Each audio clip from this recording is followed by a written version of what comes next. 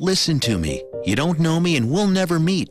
I had a problem like you once. I drank and used to party a little too much till it got out of control and almost ruined my life. I realized I needed help to fix my problem before it totally destroyed me. If you've tried to fix your drinking and drug problem and you know you can't do it alone, you need to call the National Treatment Advisors. They'll immerse you into a 30-day program to replace your old habits with new habits and totally change your life. And if you have PPO private health insurance, the entire program may be covered. Fix your problem right now before it gets any worse. Get clean. Call now and learn more. 800-296-1252.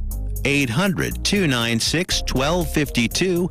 800-296-1252. 800-296-1252. MoJo 50. The question isn't who's going to let us. The question is who's going to stop us. Adjust your mojo now.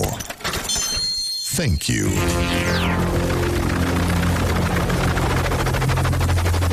The mothership has landed. Doc Thompson. Brad Staggs. Almighty MoJo 50. All right, let's do it. It's Monday. Did that sound happy enough? Sounded happy to me. There you go. It's Monday. Let's Monday. do this. Let's do this. Gillette's in trouble again. Did you see what was on my screen? Yes, I did. Just about the same time you asked me that. It's Monday. Oh, Gillette's in trouble with their latest tweet from the Gillette Venus account. This is you go ahead and take this full now. She's okay. Here this we is go. Anna O'Brien. Prepare yourself. Yeah. You might want to put down the bagel. That's Anna O'Brien. She is you wouldn't know it by looking at her, but she's a plus size model.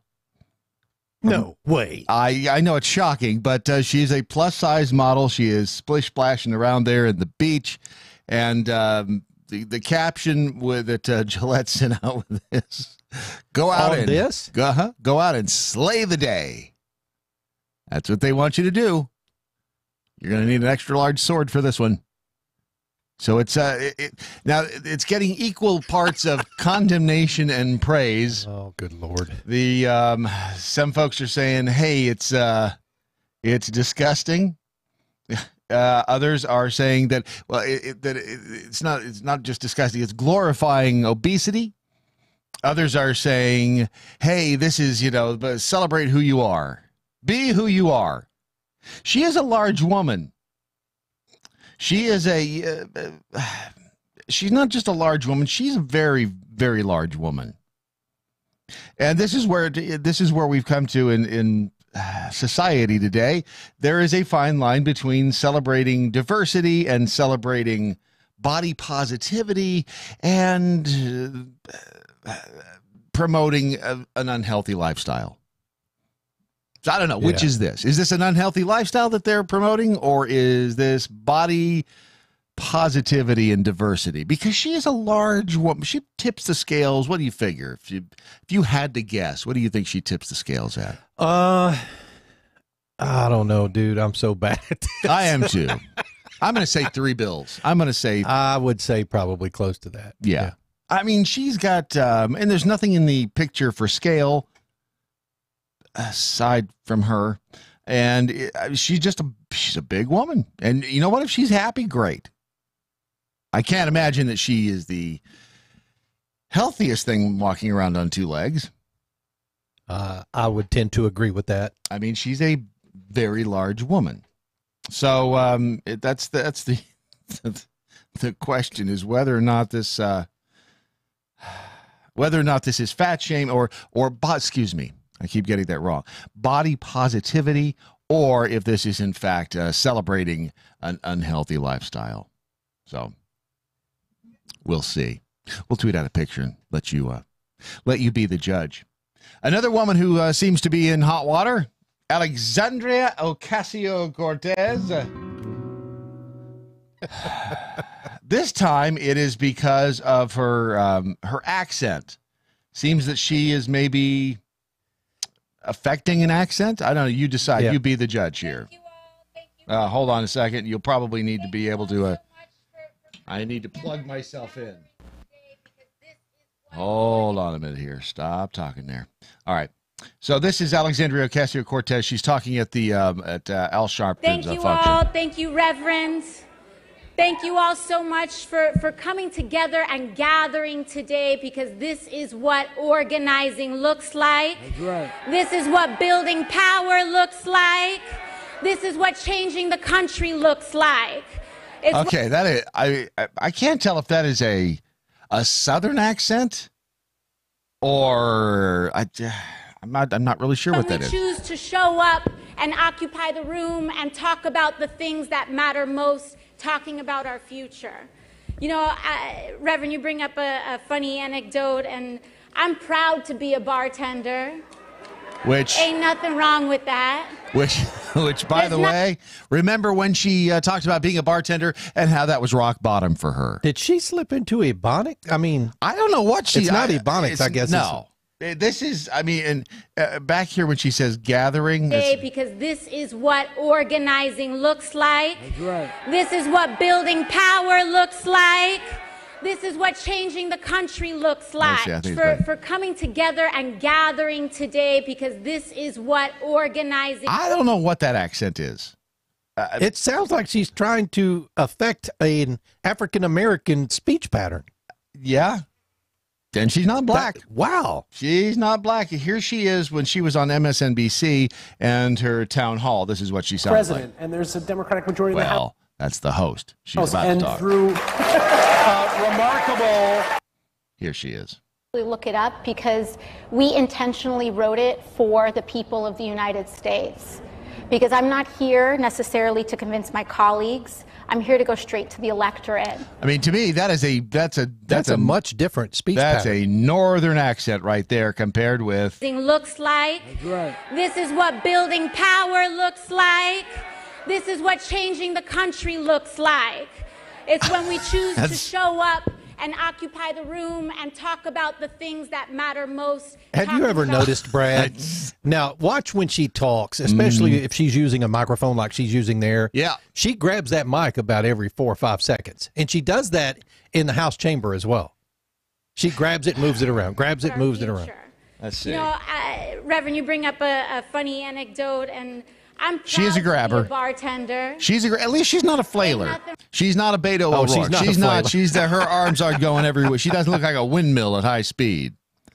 But she's definitely affecting some sort of an accent here. Reminds us of course, Hillary Clinton when I ain't got no mind, pay no power, such things.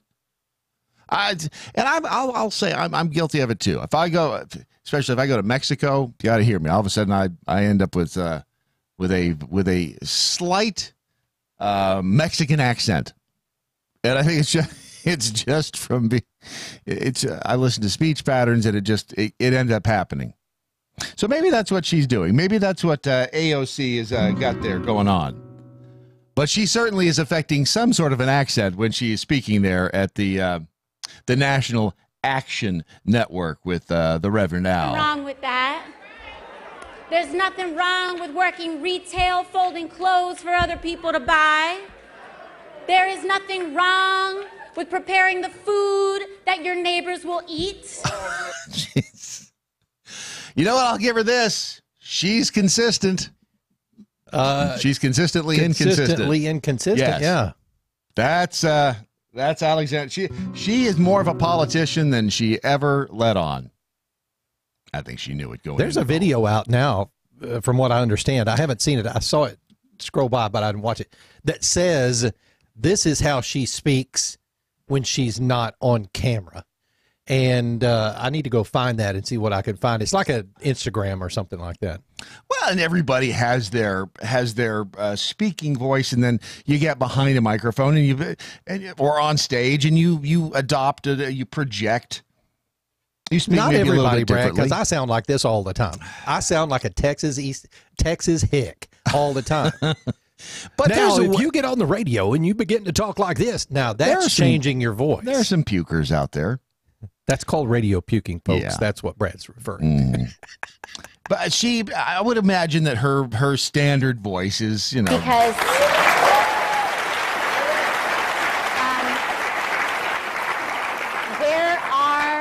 and that's why I firmly believe that this is not a partisan issue, because frankly, there are Democrats who will get in our way from saving ourselves too. I think that's probably what she sounds like more often than not. Most likely. I would think so. Yeah. Again, forced to be reckoned with, accent or not. New survey out. For the first time, Republicans are actually approving of Mueller's job performance as special counsel. 42% of Republicans now approve of his job performance. This after the Mueller report, the findings of which were released to the public. Democrats have not changed very much in their assessment. Republican opinion now dramatically different from what it had been last week. GOP approval went up to 20 points. However, they still believe that the entire investigation was a witch hunt. Yeah. 81% of Democrats still believe that it was a legitimate investigation. Republicans, they believe 69% believe it was a witch hunt. But the president's approval rating remains the same area it's been through most of his administration, about 42%. So he's waking up to some decent news, whether or not his DHS secretary is. Some brand new science news. Oh, this is pretty amazing. This is I love science news, Brad. Oh, science news is great. This is actually from Business Insider. You'll be able to insert the jokes later. Humans about to see the first ever photo of a supermassive black hole. And we actually got an advanced copy of this photo. We're going to can you show that to everybody now? Yeah, Ron? right It's here. pretty amazing. That is the view inside a black hole. I mean, it's pretty intense. Now we've laid our Chiron over the top of this image. Of course. I mean, yeah, but that is an image of an actual black hole right there. Yeah. It's pretty amazing, and I mean, you can't see anything in there. No, it's you can't amazing. even see the stars. It's the like vacuum is so thick. Yeah, it's a black. Otherwise, they would call it a not so black hole.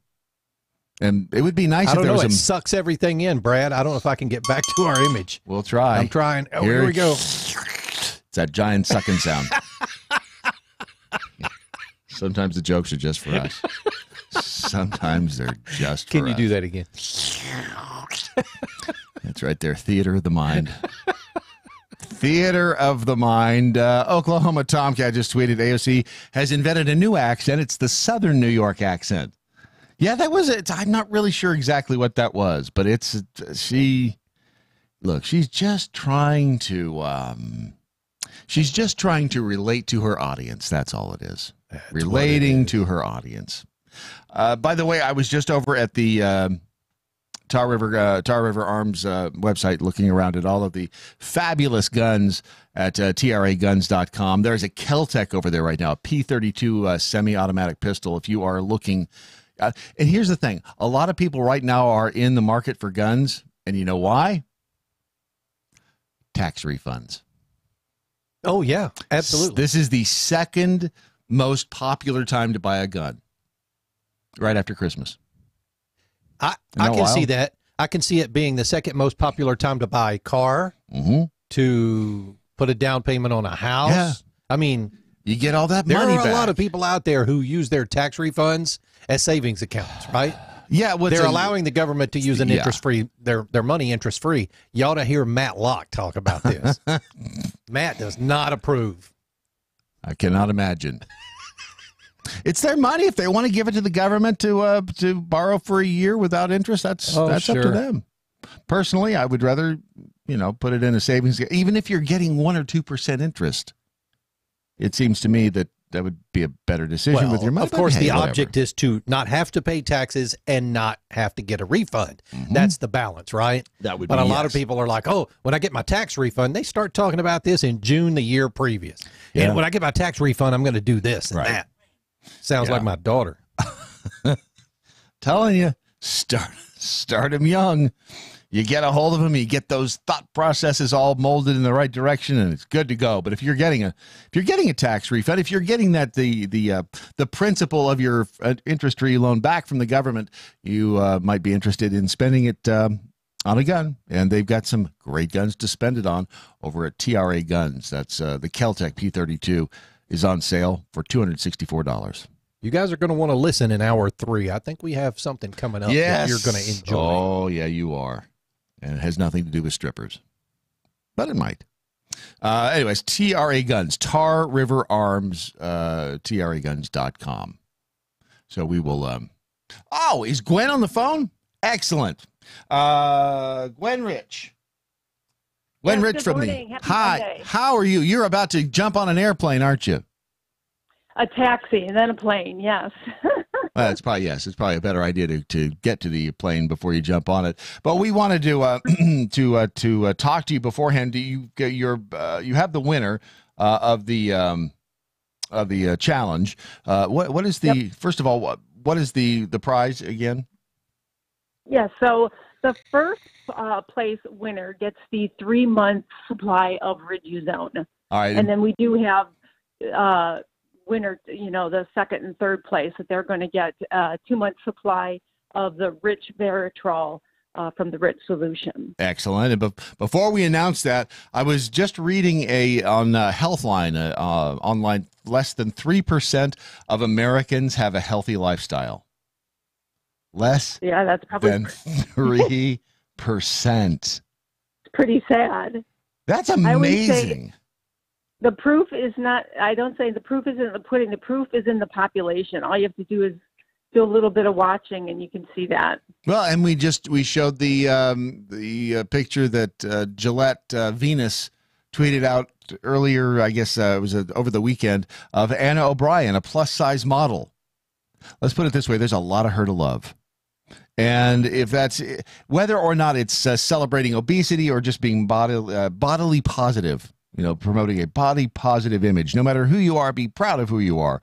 There's something to be said for leading a healthy lifestyle so that, you've got quality of life and you have length of life as well. And the less healthy you are, of course, that generally leads to a shorter life, but it also leads to less of a quality of life while you're here, right?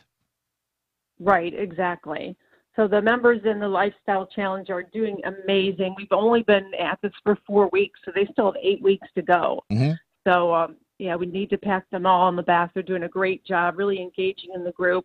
A lot of them are losing weight. They're adding, exercise to their diet, removing some of the, big things they need to remove out of their diet. So they're all doing really well. Well, yep. you'll be pleased, including yourself. I was going to say, you'd be pleased to know that this entire past week, I had the equivalent of 2 cans of Diet Coke.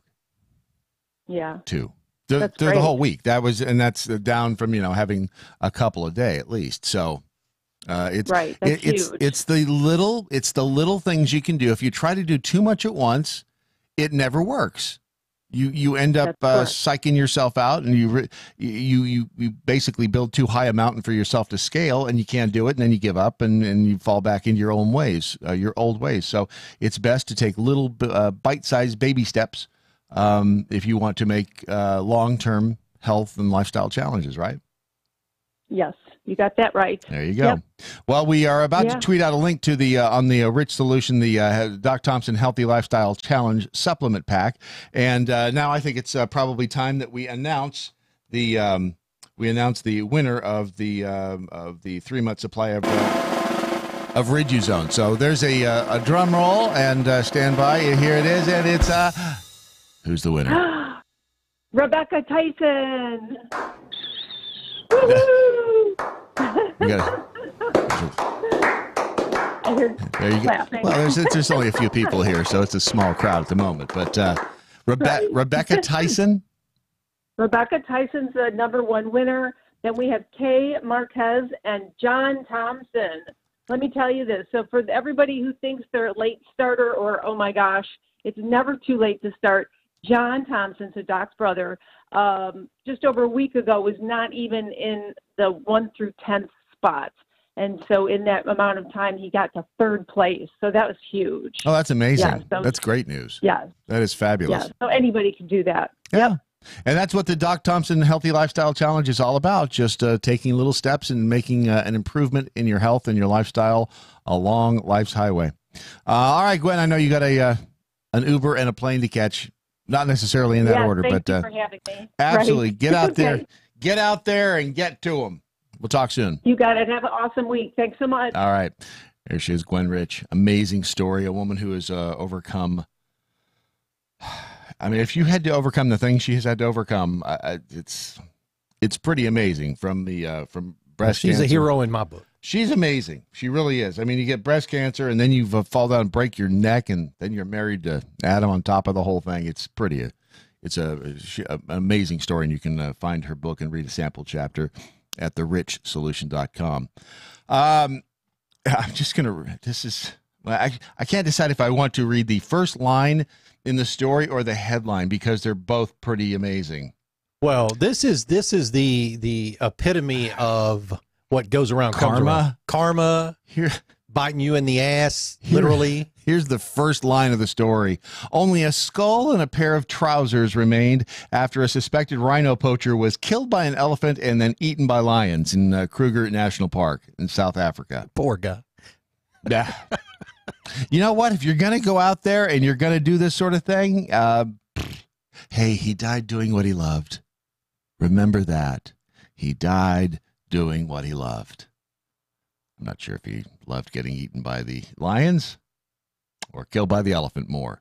But Jack Hanna is on Anderson Cooper's show, and he kind of explained what was going on over there. Really sad to see these endangered animals reduced to that. I mean, a pencil holder made out of a baby rhino's foot. Well, you know, Anderson, in 1979, when I went to Africa for the first time, Kenya and Tanzania, that part of Africa, there was some poaching going on. The key to this whole thing is back in the 70s, 80s even, the poachers were people starving. It's a whole different world, as you know, Anderson. You're one of the few people in the news that actually knows a lot about Africa because you go there a lot and you love animals. So what you see today versus in the 70s and 80s is totally new ballgame. These are syndicates. It's almost like a crime scene. These helicopters, they know where they are. They have GPSs. They know where the animals bed down at night. The other people back in the 70s were starving. I wasn't against the poachers. They were doing the wrong thing, but they're trying to feed their family. Today, it's in the billions of dollars. We know now the rhino horn, Anderson, when I was first there, was maybe $4,000. Today, it's up to $500,000 for one horn of a rhino. That's amazing when you think about it. $500,000 for the horn of one rhino. Is Jack kind of feeding a giraffe while he's talking? Either that or the giraffe is nibbling on his arm. One of the two. Jack Hanna, a fascinating guy. When he was still at the Columbus Zoo, we had him on a show called American Magazine on the Nashville Network, and he would come in every 2 or 3 months, and he'd bring a selection of wild animals. And one day he brought in some baby white tigers. Wow! And it was really cool. He put him in the bathroom at the network and just shut the door. And I said, Jack, I just want to, he says, all right, here, you can go in there. He says, but if you're playing with him and they like, kind of nibble on your finger, he says, don't pull it out right away. Sorry. Don't pull it out right away because they're just playing, but if you pull it, they'll clamp down harder. So I was in there and I was, messing around with little baby tigers and they make the weirdest sounds. Yeah. And it's true. They bite, kind of nibble on your finger. If you start to pull it away, they bite down a little bit harder. So it's like, that's what happens to my damn dog when I try to take the ball away. That's right. Her jaw locks down on it. But let me tell you, playing with baby white tigers in a bathroom at the Nashville Network, that's one of those things you never forget. Jack Hanna, brilliant point that back in the day that these the rhinoceros horns would bring a few $1,000s, and now it's upwards of $500,000. And they jump out, and like he said, they have GPS. They know where these animals are sleeping at night, so they jump out. They shoot the animals from a helicopter, and they jump out now with a chainsaw. So instead of using a machete like they used to use in the olden days back in the 70s, now they get out with a chainsaw and fire that thing up and cut the horn off and then take off. And they leave the animal a lot of times not even dying, or rather not even dead. So there is these people are just these poachers are just, they're scumbags. There's no other word for it. And for this poacher to have been A, killed by the elephants, and then B, eaten by the lions, that right there is poetic justice. Karma's a bitch. Yeah, it really is. A total bitch. But like I said, remember, He died doing what he loved. He really enjoyed that. So there you go. Let's just, hope that he saw the elephant coming at him before it killed him. Because that would be cosmic justice right there. Remember, only a skull and a pair of trousers remained after the rhino poacher was killed by an elephant and then eaten by lions. Well, there you have it. Remember, every day a lion gets up in Africa and has to be faster than the fastest gazelle to survive, and every day a gazelle gets up and has to be faster than the fastest lion? Either way, you get eaten in the end. All right, Dan Andros coming up next on your Daily Mojo. Freedom, faith, free markets, and fun. MoJo 50. I'm Michael Pelka from PureOpelka.com. Here's your 2-minute drill. Look, I know it's only Monday, but we've already hit peak irony here in the United States of America. And it comes from our friend at CNN, Don Lemon, who 6 months ago went on air and made a statement that he had found the biggest problem in America. So we have to stop demonizing people and realize the biggest terror threat in this country is white men, most of them radicalized to the right. Wait a minute. You opened up that statement by saying we need to stop demonizing people, and then you demonized people by saying what? The biggest terror threat in this country is white men, most of them radicalized to the right. The entire hypocrisy of the left is on display with people like Don Lemon. And at least he told us that not only had he identified the problem, but he also had a solution for the problem. Well, sort of. And we have to start doing something about them. There is no travel ban on them. There's no ban on, they have the Muslim ban. There is no white guy ban. So what do we do about that? Yeah, back in October, Don Lemon seemed to be suggesting that we need a white guy travel ban or just a white guy ban in general. And while that has not happened, I think Lemon has a solution. A personal internment camp for white guys. Each white guy will be assigned to a person. For example, Don Lemon, a black man, is going to get married to his white boyfriend, and therefore he'll be able to keep an eye on him so he doesn't get radicalized. Welcome to Monday, people. Testudo, my friends. Testudo.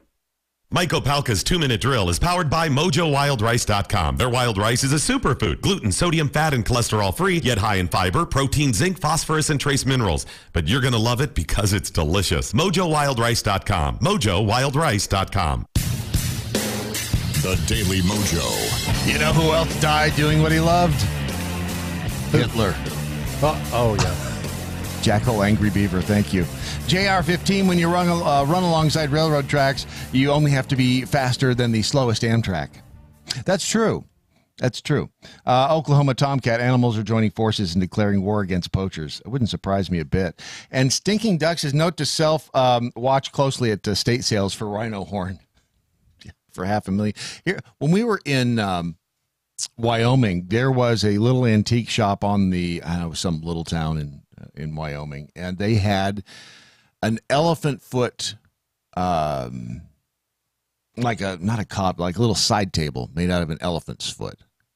I think I've seen one of those before. I thought they were illegal. I guess not. I mean, I think rhino horn are, but I didn't know if a foot or if a I think it may have been a footstool. I think that may have been the pun they were looking for. Could have been a footstool. Anyway. It's out there. And thank you, Lori F&D, for saving me the effort of having to tweet out the picture of Anna O'Brien because, like I said, there's a lot of woman to love right there. A lot of woman to love. To the phones, Dan Andros from Faithwire joins us now. Dan, how are you? Good, Brad. How you doing? It's Monday. It's Monday. It's what it used to be in what follows 2 days of rain in Texas, Monday. So, and when I lived in Tennessee, it was in Tennessee. So over at Faithwire, I was just looking at this post from Trey.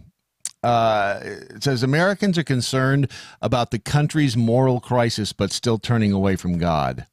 Yeah, it seems like a it seems like two things that are at odds with each other. We're concerned about the way things are going, but is it true that Americans just don't know where to turn to get things on the right track? Is that what it is, or do they know and you think they're just ignoring the obvious answer? Yeah, I mean, it's kind of like going into the fight unarmed, right? Yeah. You know, they know we know. You know, God's kind of wired us to know right and wrong, and so we have this inside of us, and but there's this weird dichotomy happening where, you know, there's an increasingly number of people who don't identify with any sort of religion. So you have this increase in concern. A recent study from Pew, as Trey noted, showed 77% of Americans are fairly worried about the country's morals, and 43% say that they're very worried. But 50% of everyone said religion, you know, which Trey rightly says is the absolute truth of, which is the source of absolute truth of morality, will be less important in 30 years.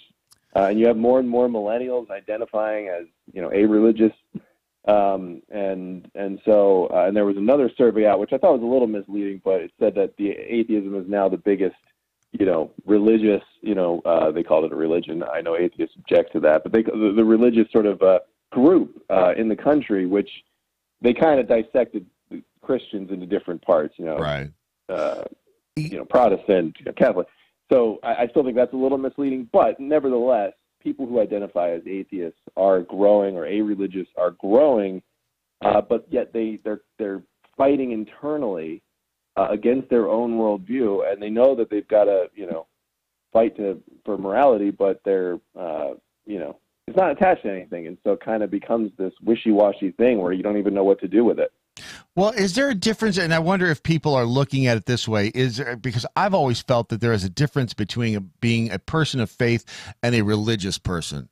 I think a lot of people look at at religion as this man-made construct that is full of human flaws, essentially. Whereas faith is, you know, direct relationship with our Creator, with God, with Jesus, and that maybe and hopefully, I mean, I think it's our last best hope, that maybe people are relating more as people of faith and less as religious, quote unquote, religious people. Is there any legitimacy to that? Yeah, I think so. I mean, I think there's definitely. You know, maybe more people are becoming aware of that cultural Christianity, which is where you sort of just go to church on Sunday because you're in the Bible Belt and that's what everybody does. Right. You know, my old pastor down there in Texas, Matt Chandler, used to, you know, talk about that all the time. And, you know, used to say you'd be surprised at how many people are showing up here every Sunday. And that's, you know, that's being religious, but not necessarily being a person of faith, as you're saying. Right. And that term's always bothered me, that just religion in general, because I think you're right. I think that doesn't really mean a whole lot. Well, right? Like you've got to delineate people who are actually serious about their faith and who are truly following versus someone who just identifies with a particular denomination. Well, I think that's what can give religion a bad name. I've known a lot of people in my life who go to church every Sunday, but then throughout the other 6 days of the week, and sometimes even on Sunday, they are true a-holes.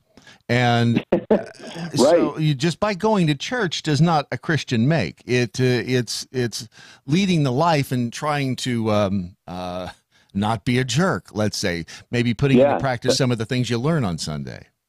Yeah, I mean, the old saying goes, like, you know, I'd love Christianity if it wasn't for all the Christians. Right. Yes. It's exactly it. But it does give people who are on the outside looking in a convenient excuse, doesn't it? When they see somebody who's, you know, proclaiming to be a Christian, but then goes out and does what you're saying. They're cutting corners. They're treating people poorly. And doing all these things, and you're like, wait a minute, I thought this guy was supposed to be a Christian. How come he's acting the same, if not worse, than all the things that I'm seeing in the world? So I do think that sort of general attachment to quote-unquote religion and cultural Christianity does have a greatly negative impact on how people view actual Christians. Because when you're in a actual church, a church with actual, you know, obviously every church has some people like that, cultural Christians to some degree. But when you're at a solid church where you've got a lot of people who are serious about their faith, like you rarely see, if ever, these sorts of people that are often portrayed in media, like how Pence is portrayed. I mean, you've got this Mayor Pete guy, and I refuse to try to say his last name. I still can't do it. But he's just going on this war on Mike Pence, and it's like it's this straw man sort of image of a Christian and what a Christian is, right? And that they're they hate people and this and that, and so it's frustrating. It's frustrating when you have people like that, because then it just gives the media a chance to beat up the straw man. But those people do exist. I wouldn't say it's entirely a straw man, but I think it's it's disproportionate to what they show in the media. It's not as bad as the media makes it, but they do exist. Sure. Well, and that's just it. I mean, that's a church is not a church isn't the building. It's the people who comprise the church. And whenever you're dealing with human beings, you're dealing with flawed creatures. And there are some there, and like you said, I think when you have a good church, quote unquote, a good church, and the majority of those inside who are truly practicing, because there's a difference in just going to church and practicing Christianity. Yeah. If a majority of people would simply follow the golden rule, I mean, that's a simple one that people you don't even have to be a Christian to follow that one. And that would make so much think of what that would do to our country's moral crisis. I mean, if they just followed the golden rule. Right. And look what happens, Brad, as a result of these cultural Christians and people who maybe are Christians but are just not, presenting themselves in a good light. I think the backlash we're seeing now is that people are afraid to engage in the public arena using God, using the Bible. They know that, culture isn't looking too favorably on us right now, which, the Bible says that's going to happen, so we shouldn't be surprised.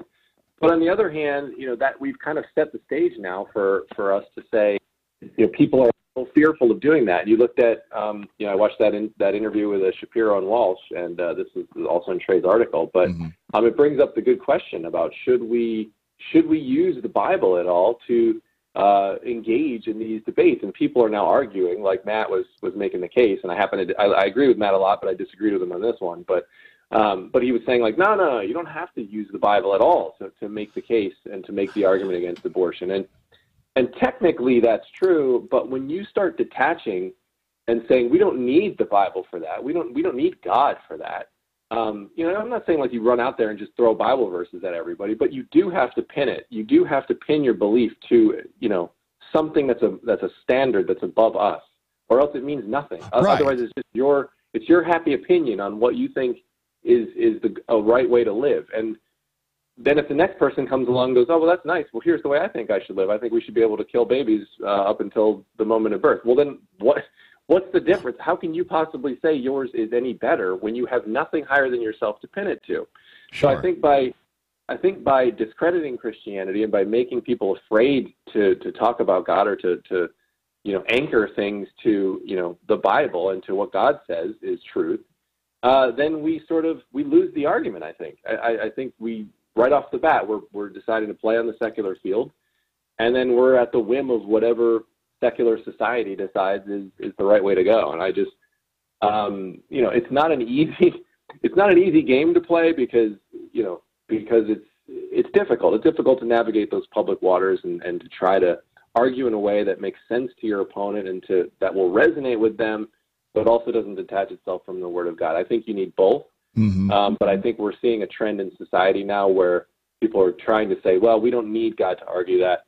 We can make that case separately. And I just personally, I don't think that's the best way to go. That's a great point, because like you said, if you base it simply on your beliefs, the next guy comes along and can make a fine argument for abortion, a year after kids are born, if, let's say, the food supply dwindles. I mean, it's logical that we don't have as many humans right now simply because we don't we have to feed the people who are capable of sustaining themselves. Therefore, we don't need to have the non-sustainable humans on the planet at this point. I mean, you could conceivably make that argument at some point in the future if you don't have the basis in God, in a higher power. Well, yeah, absolutely, because it ultimately, and people laugh, oh, that'll never happen. Well, Yeah, I mean, right.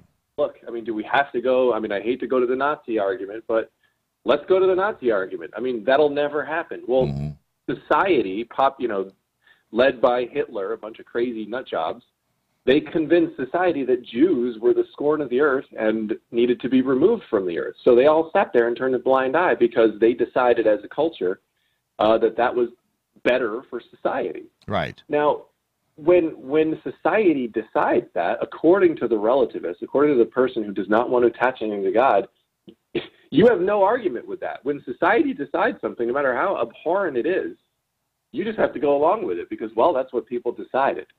So this is, to me, why you need to anchor something, anchor your views to something bigger, and why it has to be rooted in God, or else it's meaningless. Right. Well, and something else I was looking at over on FaithWire is the Life is Beautiful series. Yeah. And these are pretty incredible stories. Stories of people who might not be here today. If their parents had decided to have an abortion because of, in one child's case, spina bifida, and the story of what these people have grown into or are growing into is incredible. How did you come up with this the idea for this series over there? Well, this is great. I mean, this is one of the nice things about social media, actually, Brad. Is there's a nice thing. There is a nice thing. So we posted a story a few weeks ago about it was sad. It was this couple in the UK, and their child they'd learned in the womb had spina bifida, and decided that they heard about how difficult life was going to be and all these challenges that they'd be facing, and so they decided to have an abortion. And they were they were public about, I guess they'd written about, hey, this was our decision that we made, and it was tough and yada, yada. And it just was unsettling to read that somebody would say, hey, life is going to be tough, so therefore we're going to discard it. And so we posted that story as just kind of a way to show people what's happening and say, hey, you need to be aware of this is people are making, it's not just what the left always says. When it comes to abortion, that it's always somebody who's been raped or some incredibly horrific circumstance. Like this was just somebody with a baby that just had an illness and they didn't want to deal with it. So as sad as that is that they had an illness, that's how God designed that child, and they just decided that they didn't want to deal with that because life was going to be too difficult. So we posted that story, Brad, and then the reactions underneath, we were getting posts from people who just read the story, and they were sharing their story saying, hey, doctors told us the exact same thing. Check out our child. And so you read these stories and you're like, wow. And so to me, there's nothing more powerful, no argument that can, trump what they were, these people are trying to say, and whoever's trying to justify that abortion, there's no argument that can trump better than these personal stories can. And so, it's great to read them and to see, how God works in those situations and how he can turn something that might seem devastating at one moment and, turn it into something remarkable and something beautiful and something that glorifies him and shows how awesome he truly is. Yeah. And for those people who, posted these stories, life isn't fair. Life is tough. That's part of the human experience. And I guess some of them feel like they're doing the best thing for the unborn child. And if it's going to be born with some debilitating disease, it's better just not to have the child. But that is not, that's not our decision to make. That, like you said, God has a reason for everything. We may not always know what that reason is, and we may not like the reason. Yeah. But there's a reason. Brad, you just made me think of that lie that society has bought into, and it's really kind of the thing that we see in politics all of the time, which is they want to promise you everything. Well, hey, we want fairness, we want equality, we want everybody to have the same thing and to have a happy, perfect life. And look, I'm all about happiness and joy, but it doesn't come from the things that they say it comes from. No. And so to try to remove all pain from and all struggle and all this stuff from the world is really I think it's it's a lie from the pit. Excuse me, to sit there and try to promise everybody the sun and the moon and say that that's the good life. Right. You know, and of course we should try to help people in their despair and everything else. But the reality is, God works in all of these situations, and you know, he is painting a picture that is an absolute masterpiece. And this earth is only temporal, and so you know. So to have that focus where we've got to get everything now, we've got to get, you know, all of the stuff, and you know, I mean, look at the pitches that the left, they want you to have free healthcare, free education, free this, free that, and you know, I love free stuff as much as the next guy, but they're playing on our wants, our desires, you know, all of the sinful things inside of us. That's what they're playing on. They're tugging at those strings. Yeah, I deserve that. Yeah, give me some of that. No. We actually don't deserve any of that. Actually, you know, let's go to the Bible. The Bible says we all deserve death. That is what we deserve. If we want to get what we deserve death for our sins. So be careful what you ask for. But the bottom line, though, is that, you know, God's painting this great picture. We're all part of it. We're promised suffering and trials in this earth. And why are we running for a short-term gain when there's eternity at stake? And so we need more people with an eternal view of things. And maybe we'd have less freak out. Maybe we'd have less, you know, arguing and bickering over stupid stuff. And actually focus on the things that matter. And if nothing else, if just to start, if people would again live by the golden rule, maybe that's the first little baby step we take on getting back on track. God made it easy, didn't he? Yeah. Just one little step. Just treat others as you'd like to be treated. Dan Andros. Not as hard as they like to make us. Exactly. Dan Andros from Faithwire. It is always a pleasure. And I guess we're going to be able to do this every week, aren't we? I'm around. I'm game. Good deal. I love it. Dan, I appreciate it. We will talk again soon, my friend. All right. Take care. All right. If you just start with one little step. Just treat others the way you'd like to be treated. It ain't that hard. But that deserved a bell. Losing weight, that can be tough. You think life is hard? Try losing weight in the middle of life. If you are looking for that, the secret weapon, if you're looking for a way to maybe make it a little bit easier, if you've decided that it's time to make a change because, well, in the case of Anna O'Brien, if you are approaching maximum density, and maybe she's happy, that's great, but you have to look at the health aspects too. Maximum density. That's what we used to say in high school. Boy, she's approaching maximum density. If you are ready, if you're ready to make the change, if you're ready to lose weight, if everything else in your life is lining up and it's time to make that change now, try Riduzone. Go to riduzone.com and see if it's right for you. And we've told you the stories of the people who've used Riduzone to shed the excess poundage. And by the way, I don't know if I mentioned this when I was talking to Gwen earlier this hour, but they're now saying a poor diet is linked to 11 million deaths worldwide. 11 million people every year. I don't know if it's every year. 11 million deaths. I mean, it's kind of a common sense thing. You eat like crap. If you're not, if you don't take care of yourself, the thing is, it ain't good for you in the long run. Especially if you're obese. That's also a bad thing. Go to riduzone.com, riduzone.com, and find out if it is the secret weapon that you might, in fact, be able to lose weight with. That is riduzone.com. Riduzone.com. What was the, let's see here. If you haven't heard, the Philippines. The Philippines has seized, well, what they thought were gifts. Nicely wrapped gift boxes of cookies and oatmeal flown in all the way from Poland. And here's what they actually found inside each of those little boxes that were supposed to be cookies and oatmeal. They found live tarantulas.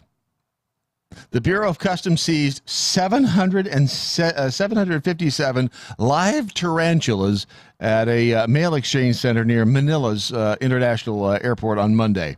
They later arrested a Filipino man who tried to claim the long-legged and venomous spiders, in this case they were a venomous variety, were declared as collection items.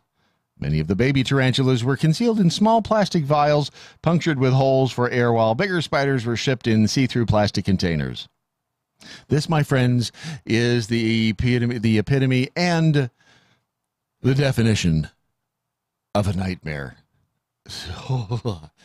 757, count them, tarantulas. All right, let's go back in the Wayback Machine. What you doing there, Brad? Remember this song? The OJs. Bill Isles was an original member of the group, the OJs. He died last month. They're just now releasing that. His funeral was held on Saturday. He was 78 years old. Died in Southern California. It was cancer that got him. Bill Isles and his childhood friends in Canton, Ohio, first formed the Mascots in 1958 before they changed the name to the Triumphs. They released a single in 1961. Then they changed their name to the OJs. I didn't know this, but they changed their name to the OJs after they got some advice from a Cleveland disc jockey whose name was Eddie OJ. So, I think you guys would do fabulous if you named yourself after me. So that was the OJs, and incredible band. Incredible band. Bill Isles, while he was not on either one of these singles, Love Train. While he was on neither one of the singles you just heard, he was in fact the tour manager. He started as a member of the group and then left and then came back as the tour manager. So he was an integral part of the OJs throughout their career. So Bill Isles, rest in peace. Brought a lot of people through his association with the OJs. A lot of love. Are we being inspected? Is that what's for those of viewers? Pest control. Pest control, baby. Oh, gotcha. Didn't realize he was on video. Yeah. Surprise! Welcome. Do we have cockroaches? I mean, aside from the humans walking around, we're no cockroaches. That's a good thing. Where did the tournament take place? It was in China at the Sanya Championship. There is a big golf tournament going on. 28-year-old. Did you hear this story, Ron? This is pretty wild. No, what is it? Arey Irawan, 28-year-old pro golfer, 28 years old. They found him dead in his hotel room. 28 years old. They say natural causes. Shoo, how do you... I don't know. Natural causes at 28? That's not natural. Yeah. The PGA on their website said that Irawan's room, I think that's the way you pronounce his name, Irawan, his roommate, American golfer Kevin Tekkenboom, that's a name, noticed Irawan was unresponsive in his bed at the Sheraton Sanya Resort near the Yalong Bay Golf Club. He then notified several other employees. They performed 45 minutes of continued revival efforts before announcing the 28-year-old dead. Wow. 28 years old. I'm not really sure how you do, in fact, die of natural causes. I'm sure there's a way. Phil, I'm not a golfing fan. As a matter of fact, I think watching golf is up there with watching tennis on television, unless it's women's tennis. But Phil Mickelson, he had a match against Tiger Woods last year. I guess people paid $100 a shot to watch this thing. And Jake Owen is a country singer, and he had, I guess he had paid to watch the golf match.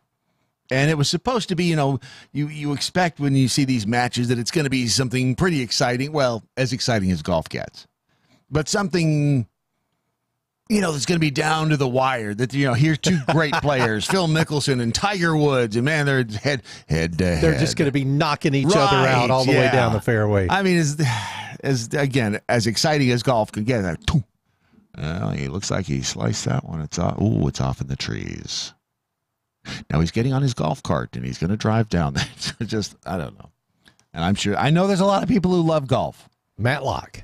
Matlock will watch golf on Sundays. Wow. That's the only thing that gives you less exercise than golf is watching golf. Well, yeah, golf's, and look, if you play golf, you were about to say golf is exercise? Golf is exercise if you walk the course. Right.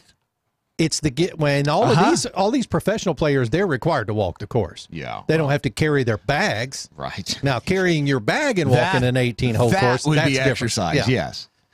So Jake Owen goes on Barstool Sports and he and by the way, Mickelson won like $9 million for beating Tiger Woods in what had been dubbed the match. But Jake Owen goes up. He's at a bar. Mickelson's there. He goes up and he calls out Mickelson for his poor play during the match with Tiger Woods. So he walks over and he says, I was like, hey, Phil, you owe me an effing $29.99. I was like, for wasting 4 hours of my life with the shittiest golf I've ever seen. You guys hyped this whole thing up about a big match. You couldn't even make 3 birdies between the two of you. I want my $30 back and apologizing for making shitty golf. Mickelson got up, threw $100 at the guy and says, go F yourself. I like me some Phil Mickelson. He's got a personality. This is your Daily Mojo.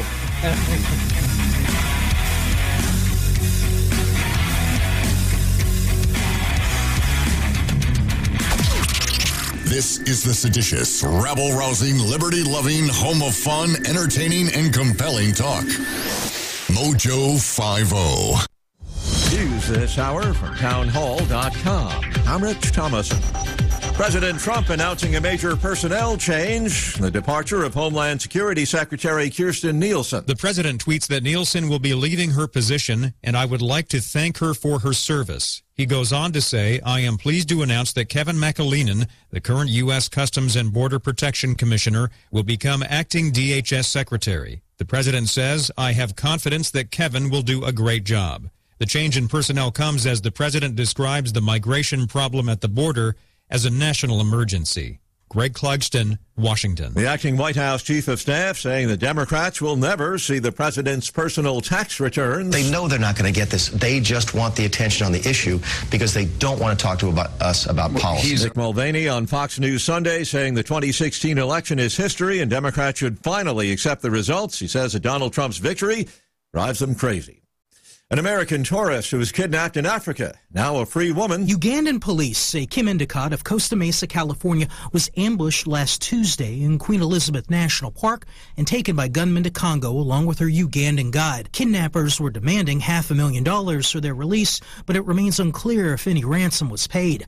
While few details were offered, authorities say the two were in good health and in the safe hands of security officials. That's correspondent Matt Small. A Chinese woman who authorities say lied to get past security at President Trump's Mar-a-Lago club in Florida will go before a judge later today. Yu Xinjiang was allegedly carrying, among other things, a thumb drive loaded down with malware when she was arrested. American Airlines will be canceling 90 flights a day through early June, a result of the grounding by regulators of the troubled MAX 8 jetliner. On Wall Street, Dow futures down about 71 points. S&P futures off 3 points. More on these stories at townhall.com. Fast Track Student Loans can get your student loans out of default, stop any wage garnishments, stop collection calls, and stop seizure of your tax refund. Give yourself a break. Stop the stress and get your student loan payments down to as little as $25 a month based on what you can afford to pay. 800-709-4395, 800-709-4395, 800-709-4395, 800-709-4395. Bottom line, if you want to lose weight, go to riduzone.com. That's RIDU zone.com. Riduzone has helped countless people lose weight, and they can help you too by boosting your metabolism and making you feel a little bit fuller naturally. Riduzone.com. Say what you want to say about Cortez. She's not unattractive. Whoopi Goldberg, ugly as dirt. She one ugly woman. She ugly. Whoopi is jealous. Making radio great again. The Cartel with Matt and Ron. Weekday afternoon. MoJo 50. Hey guys, it's Ron Phillips with the Conservative Cartel. You know, everyone lives with a little bit of pain, but living with diabetes can be a real pain. While you may have to test your blood sugar and take insulin, ordering your testing supplies shouldn't be one more pain you have to deal with. At least it's not when you work with Diathrive. Diathrive ships the testing supplies you need directly to your home when you need them. Gone are the days of visiting multiple stores to find the right strips, waiting in long lines to purchase your supplies, or sorting through your insurance requirements to figure out what they cover. Best of all, with plans starting as low as $8 a month, Diathrive is probably going to cost you less than what you're paying today. Diathrive saves you time and money. Plus, they're pretty fun to work with, too. So why don't you give Diathrive a chance to show you there's a better way to manage your diabetes? They're so convinced that you'll love their service that they're offering your first month of supplies free. Simply type the code MATT, that's M-A-T-T, at checkout. Be sure to head out to the web right now and check these guys out. It's Diathrive.com. If we weren't so bad. To puppy rape. I like to cuss. Do I want to keep my penis? Cat wants some black titties. We wouldn't be so good. MoJo 50.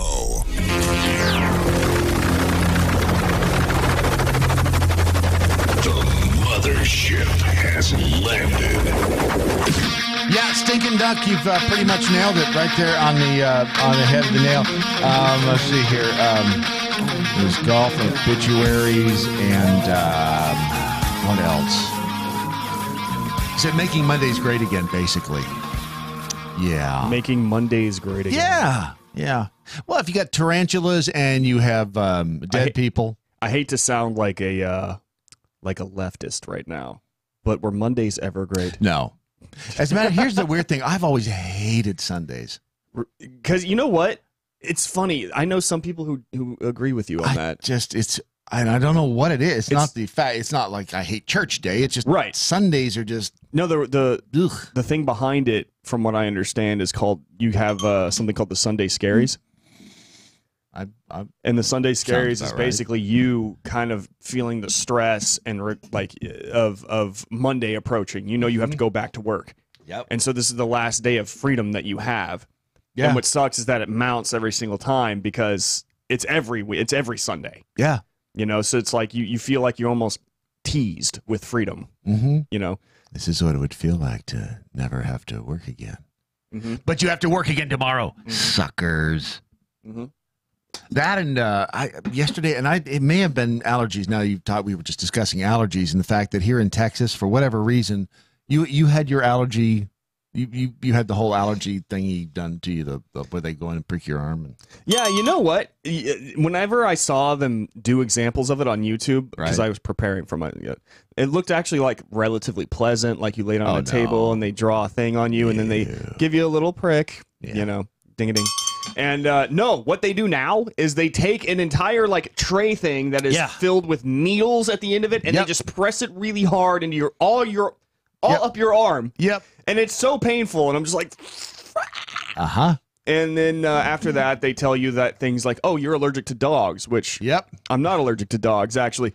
There was only two things I wasn't. It was like dogs and cats. Yeah. And everything else just blew up like a balloon on my arm. The funny thing is that they say, because I was asking, because there's some things on there that they were just like, yeah, I was not allergic to it at all. I had no reaction to, like dogs and certain types of plants. And, sorry, I was about to sneeze. I'm going through a very bad allergic reaction. He's having some allergic issues. I'm a little snotty. Uh-huh. But they said, yeah, you don't have to necessarily have a reaction to be allergic to something. Like, what the hell is that supposed to mean? So you're telling me that I'm allergic to my dog, but you'll never know it. No, I don't know it. But you'll never know it because you'll never sneeze. You'll never get itchy eyes. So wouldn't that just be So is there nothing? something, am I dying in the background and I just don't know it? What's going on? We're all dying in the background. Dying. So I was walking along yesterday, walking into a store, and I felt, I swear to you, it felt like someone stuck a knife in my eye. Oh, yeah. And it was weird. And I thought, what, did something just fly into my eye? Or is this an allergic reaction? Or am I about to have a brain hemorrhage? Because that's where I always go. It's like something starts, I'm dying of it. Whatever it is, I'm dying. It's killing me. What's happening, but I'm dying. And I figured the pollen and everything else done here in Texas is just horrific right now. Mm-hmm. Oh, It is yeah. nasty. It was up in the 10 and 11 marks. And it's just, it's bad right now, man. It's just just the fact that we're here should tell you how dedicated we are. Bless you. Trust me, I thought about calling out today, but I was like, no, I'm going to power through. Why do people call in sick? Wouldn't it be calling out sick? Yeah, it is calling out. Yeah, see, I never understood that. By the way, speaking of dying, Princess Diana's fatal injury should not have killed her. That is what the new study has found. Top forensic pathologist argues in a new book, Dr. Richard Shepard. He investigated the death of Diana, says that her very tiny injury, a tear in a vein, only caused her death because it was in the wrong place, hidden deep in her lung. Well, yeah. Sorry. Thank you, Captain Obvious. It's like, oh, no, it was just a vein in my neck that got nicked. I don't understand why I'm dying. Right.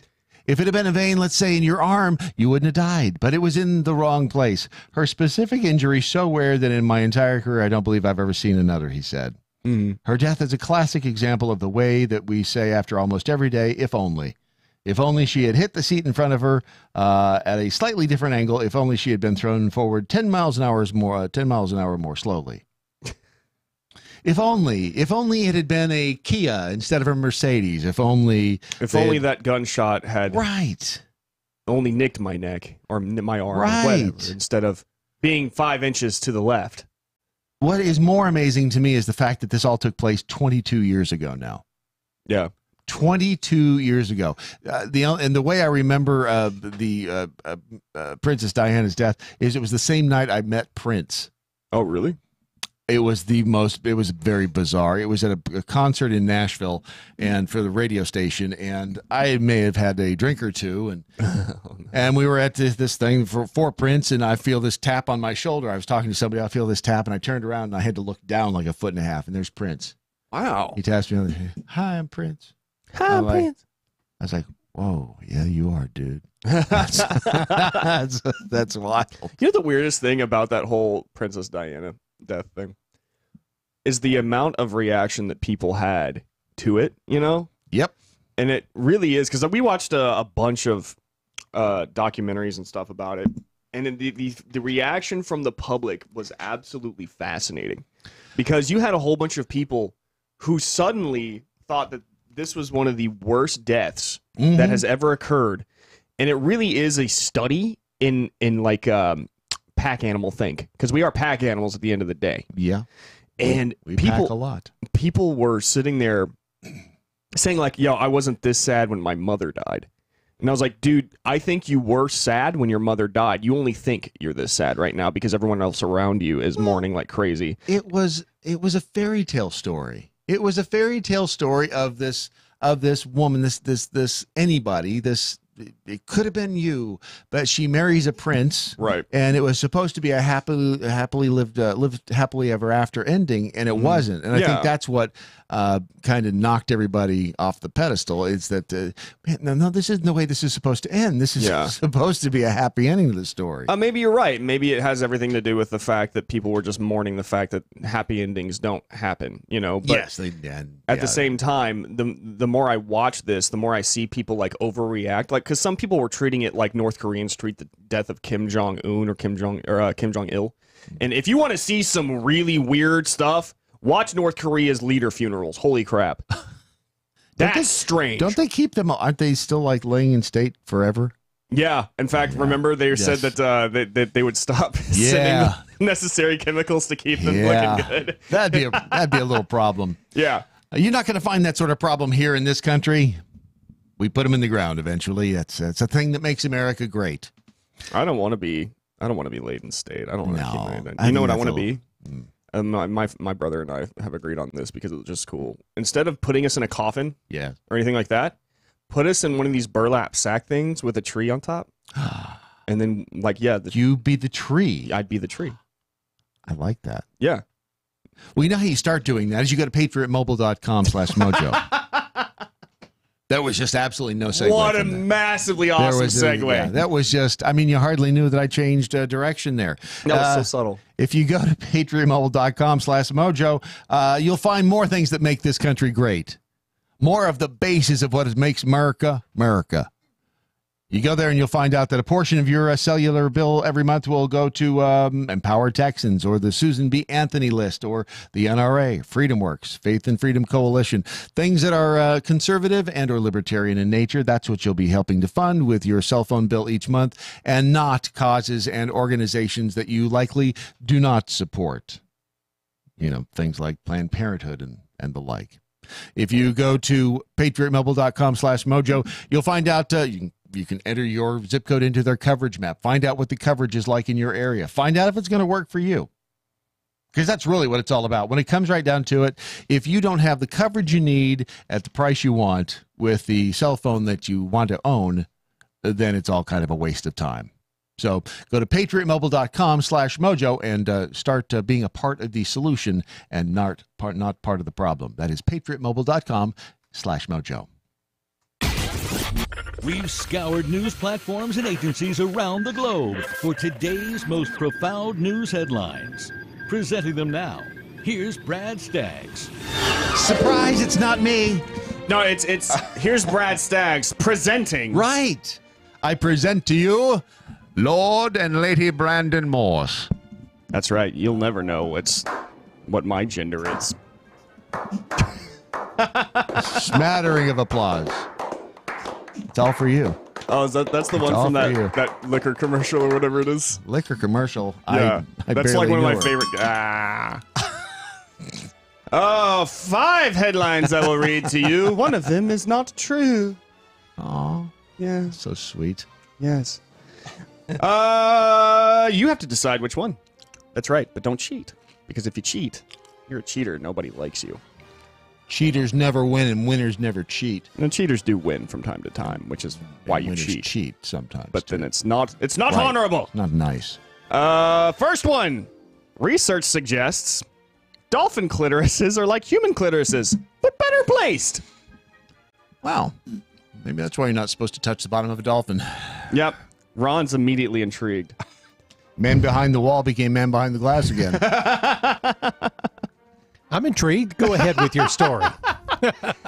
Female dolphins, like human women, are blessed with sensitive clitorises that engorge with blood, according to a new study. But unlike the human version, a dolphin clitoris appears perfectly placed for stimulating during intercourse. It's on their nose. That's right. The researchers... Can you imagine that? Oh, honey. I'm going to boop the crap out of you. The research is still in progress, with preliminary findings presented today at the 2019 Experimental Biology meeting in Orlando, Florida. Of course, a Florida man. Experimental biology. Florida man leads the researcher. The researchers studied 12 bottlenose dolphins that were found already dead on U.S. beaches. Well, how the hell would they know then? This is taking a weird turn. Yeah, no, this went from being, this is kind of weird to, well, this is kind of weird and dark. Patricia Britton and Dara Orbach, both biologists at Mount Holyoke College in South Hadley, Massachusetts, dissected the dolphin's clitorises to determine the overall structure and composition. They gleaned more details by examining preserved slices of the tissue under a microscope. Finally, they scanned tissue samples using a 3D X-ray imaging technique called micro-CT.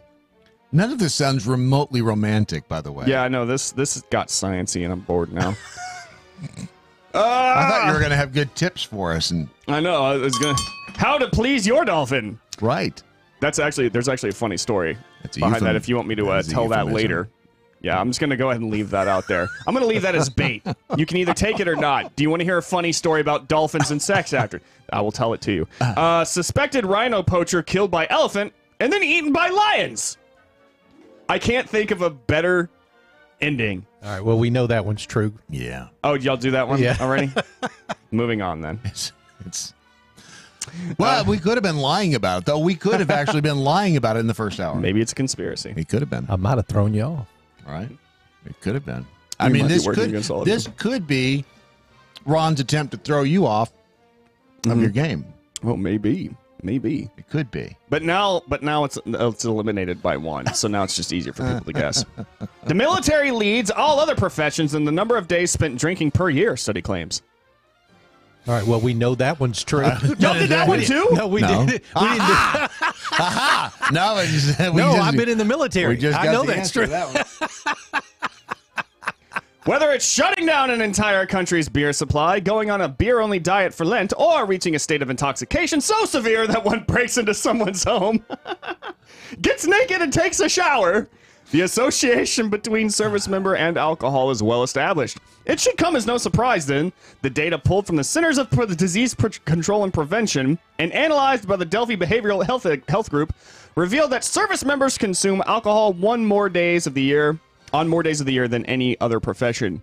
Close to 27,000 people across 25 different industries responded to surveys on alcohol consumption during the period of 2013 and 2017, with the average person reportedly consuming at least one drink 91 days per year. Service members, meanwhile, led all other professions with an average of 130 days of drinking, or over 1/3 of the calendar year. I may or may not have broken into someone's house and taken a shower. Those records are sealed. Those records are sealed. The funny thing is, Ron's, I could see this one being very true. Well, if the thing is, if there's alcohol in the person's house and the doors are locked, how else are you supposed to get to it? That's a good point, Brad. I mean, yeah. If you don't have the key, you're forced to break into it to get to the alcohol. That's so right. I don't know why that would be a problem. And technically, it's not a Fourth Amendment violation, is it? Because not if there's alcohol involved. Or not a Fourth Amendment violation, a Third Amendment? I think it's Fourth. Wow. Is it Fourth? Yeah. Search and seizure. And at some point, while you're in their house drinking, you smell yourself and you're rank. Mm-hmm. Of course you got to take a damn shower. You smell your rank. And it's private. Another. Oh my God, that was great. That was brilliant. So bad. That was such a bad joke. Another piece of the Ron Phillips puzzle becomes much more evident this morning. At least we know. In trashy news,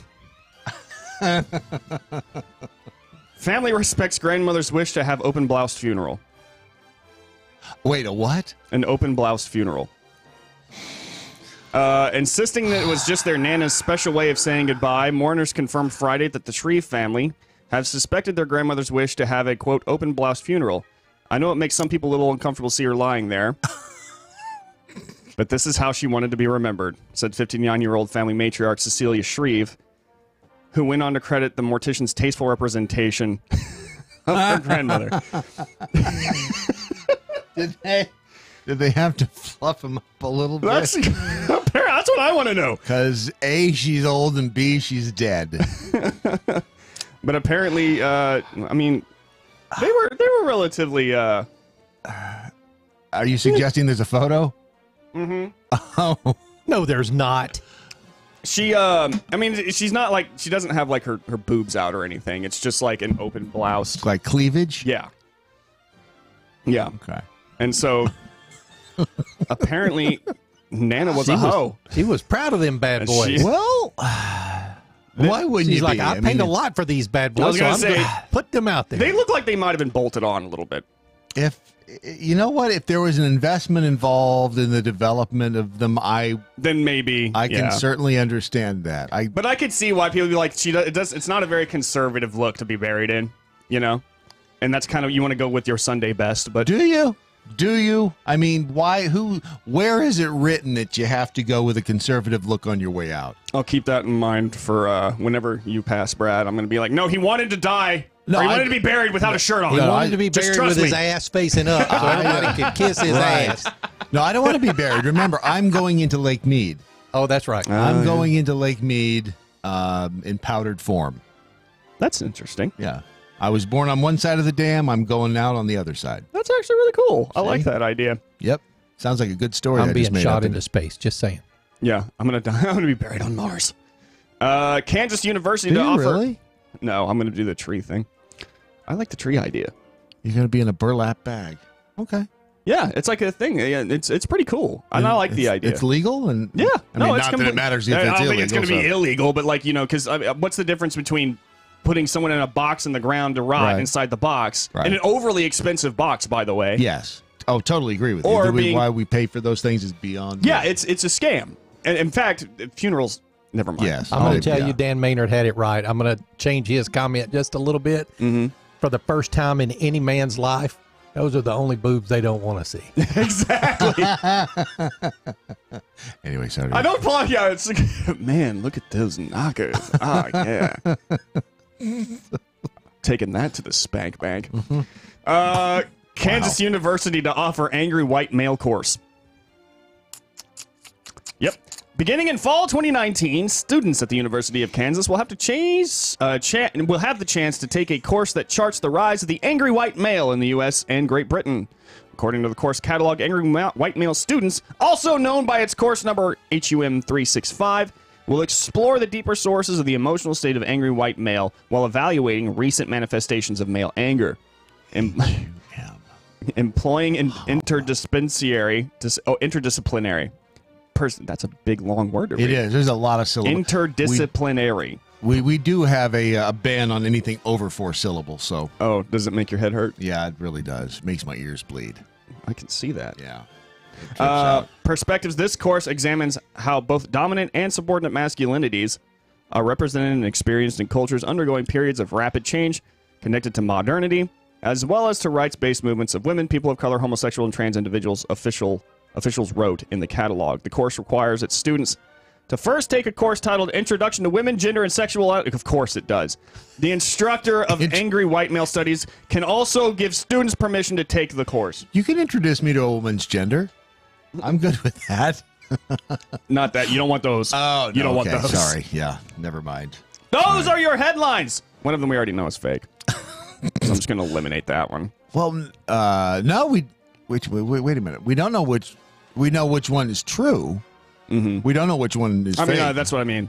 Sorry. Oh, you got me confused now. No, All right, so they I'm are... like switching it up like a guy in the street with those cups. Yeah, it's like, damn What's it. that? You are. It's into the second cup. I know it.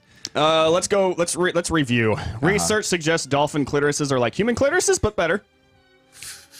The military leads professions, a number of days spent drinking.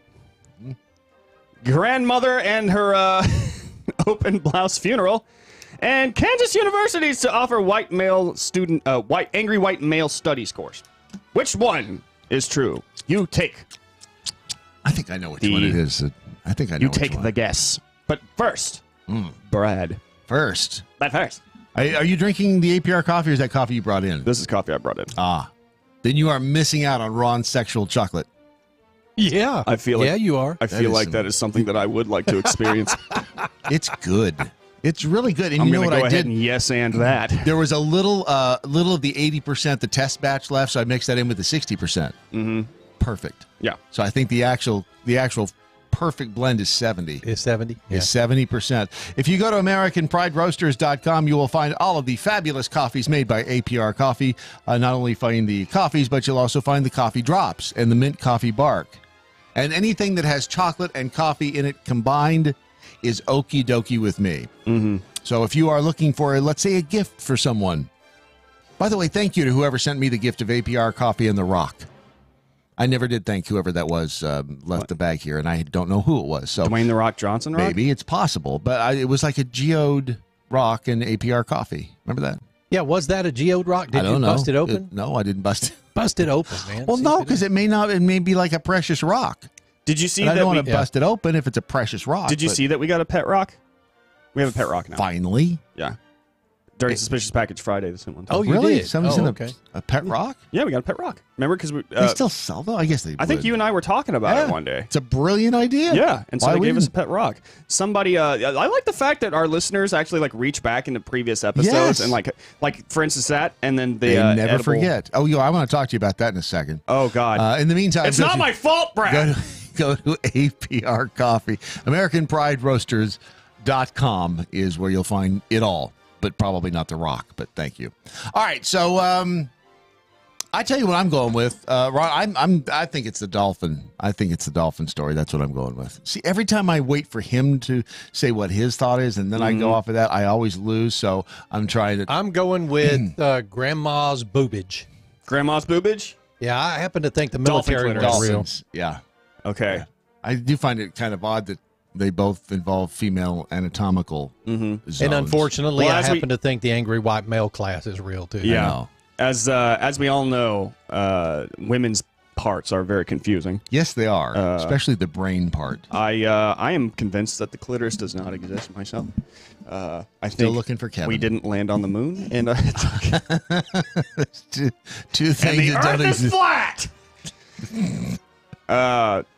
I honest to God think that there's no such thing as flat Earth. There's just trolls trolling each other thinking they're trolling people. That's what it is. It could be. Here's the answer. Hold on a second.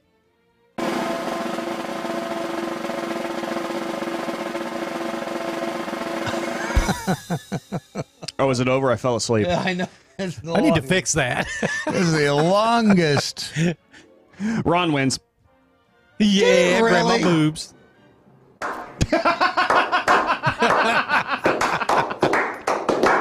See, the problem is I made that one too obvious this time, I think. Usually, if it's that extreme, I have to surround it with other extreme grandma things. boobs. But, dude, I'm going to tell you that whole angry white male class has That got means me that's- all pissed that off. means that's true. Oh, I'm writing about it later That's at true. redstate.com. Yeah. See? And dolphins have better clitorises than women. That's also true, by the way. You never know what you're going to get. It's That's like just more discrimination, if you ask me. Daily Mojo is like a box of chocolates. A free exchange of ideas. Mojo 50. Now you can fly anywhere in the world and pay discount prices on your airline tickets. Book a flight today to London, Paris, Madrid, or anywhere else you want to go. And pay a lot less guaranteed. Call the International Travel Department right now at Low Cost Airlines. 800-452-1075. 800-452-1075. That's 800-452-1075. Wow. Hey, guys, Ron Phillips from the Conservative Cartel. I want to tell you about a new weight loss product that's quickly becoming part of our MoJo 50 family. Okay, so it was launched by this Texas company who have taken the good stuff in olive oil and created a patented product that helps people control their appetite and lose weight. That's right. It's also a big help to keep the weight off. In a 6-year study of former contestants from The Biggest Loser, you remember that show? It showed that when you lose weight, your body actually thinks something bad has happened and it fights back by slowing your metabolism and boosting your appetite. Rid-U-Zone, that's R-I-D-U Zone, contains a patented ingredient that has been shown to boost metabolism and reduce appetite while helping you burn fat. If you are struggling every day with cravings, try Rid-U-Zone. It makes it so much easier to control your appetite and not think about food all day. That's my problem. For a short time, we have a 30% off deal for our show. Just go to riduzone.com and enter code MATT. That's M-A-T-T. Again, that's riduzone.com. R-I-D-U-Z-O-N-E.com. Rid-U-Zone. The U.S. is on the edge, and we're here to set it right. Join me, Stephen Arey, with Defenders Live on MoJo 50 Radio. You can find us Monday through Fridays at 9 p.m. Eastern. MoJo 50. Live free.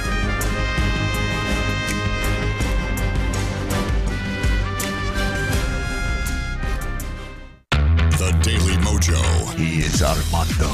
Yes. Armando. Alejandro. Wow. It is your Daily Mojo, and who was it that... it's Pink Floyd, especially the brain part. That's easy. Myths aren't hard to dispel. Boy, I'm glad I didn't say that. I'm glad you said it and not me. And DMXDM is upset you brought in another coffee. I'm sorry. Wow. I was actually like not... I was anxious to get my coffee started in the morning. And Stinking Duck is wrong. Oh, is he said Dolphins is false, and Dolphins was true. Mm-hmm. I'd just like to point out what he's wrong. Dolphins. You know, I've never actually. I don't know if Stinking Duck is a man or a woman. I just realized that. Do you know? Yeah, no, didn't we think it was Bob Teagarden at one time? Is it? I don't know. Maybe. I think you and I talked about It that. could be. It could But be. Rainey Lars, you're right. We did say that probably today would be the last day, or Friday would be the last day with us on Facebook. We've decided to just go a little while longer. We're trying to make some changes on the inside. So if you're not watching and listening to us over on mojo50.com on Mojo50 TV, you should probably make that move pretty soon. Then you're a dum-dum. If you're not watching us on Mojo TV, you're dumb. You're dumb. Stupid. Stupid head. Brandon, so that's a Brad. real story, the whole angry white male Oh yeah, no, that's 100% accurate. That's got Ron all upset. That's well, you have to understand, like the universities everywhere have been making this kind of class available for a long time. Yeah, this is not the first time a class like this has been released. Like there's infinite number of classes on white privilege, at various universities, and they're all taught by these social justice. Yeah, but somebody's getting college hippies. credit for this course. That's the thing that. No, yeah, and you know what? Federal dollars are going into it. Are you about to say that life isn't fair? No, I'm not going to say life isn't fair. I can understand that life isn't fair, but it doesn't have to be so ridiculous that I think if I was an angry white male, I'd take the course just because. Yeah. What do you mean if? But I mean, yeah. Remember though, here's the thing, like for that course in particular, you have to first go through gender studies, which means that they make you like invest yourself in this narrative first, so that you go in there and you pretty much go in there with an already like pre-programmed mind. Speaking of. So you just accept everything. And now, ladies and gentlemen, the Brandon Morse and a story about dolphin sex. Oh, yeah. So this is a really interesting story. This happened back in the 1960s. Of course it did. Mm-hmm. I don't know what the hell y'all were doing in the 1960s. How do you know? Because it said so. So this is a very odd story about how science and love coexisted between two species.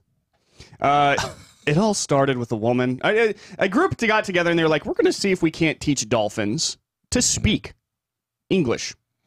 Their brains are just as big as ours, or I think a little larger or something like that. And they figured, you know what? Chances are, I bet if we really put time and effort into it, we're going to raise one from a baby all the way up to an adult, and we're going to teach it to speak. By the time we're done, this dolphin will be speaking English to us. This is from the dailymail.com, who's going to tell us the whole story. Of all the weird and wonderful events in the 1960s, few are as strange as an animal experiment that took place on the U.S. Virgin Islands in 1965. For 10 weeks in a charming villa on the island of St. Thomas, overlooking the Caribbean, Dr. John C. Lilly, a neurologist, tried to teach a 6-year-old dolphin to speak English. His 23-year-old assistant, Margaret Howe, a Virgin Islands local, would live day and night with Peter, a bottlenose dolphin, and they would eat, bathe, sleep, and play together in complete isolation. What no one predicted is that Peter the dolphin would take it one step further.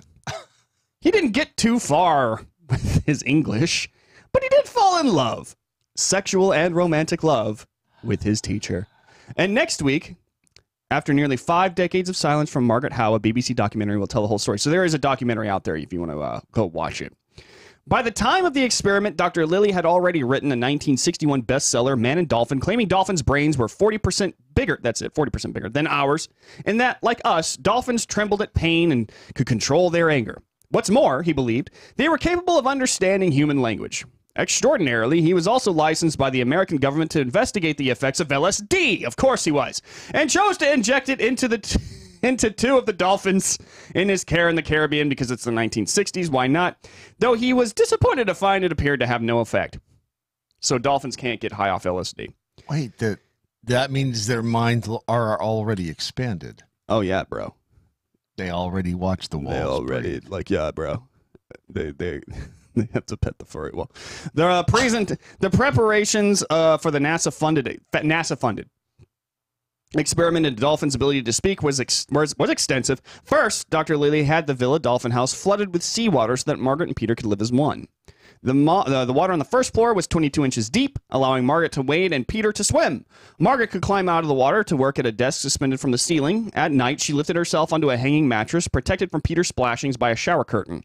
She ate tinned food, so no need for any deliveries. No one was to interrupt their daily routine. And what a rigorous routine it was from Sunday to Friday, with only Saturdays off for Margaret. She lived her life in a swimming costume, with an extra leotard on colder evenings, and cut her hair to a 1/4 inch long to make her interactions with Peter easier. The day began at 8 a.m. with Peter's first English lesson.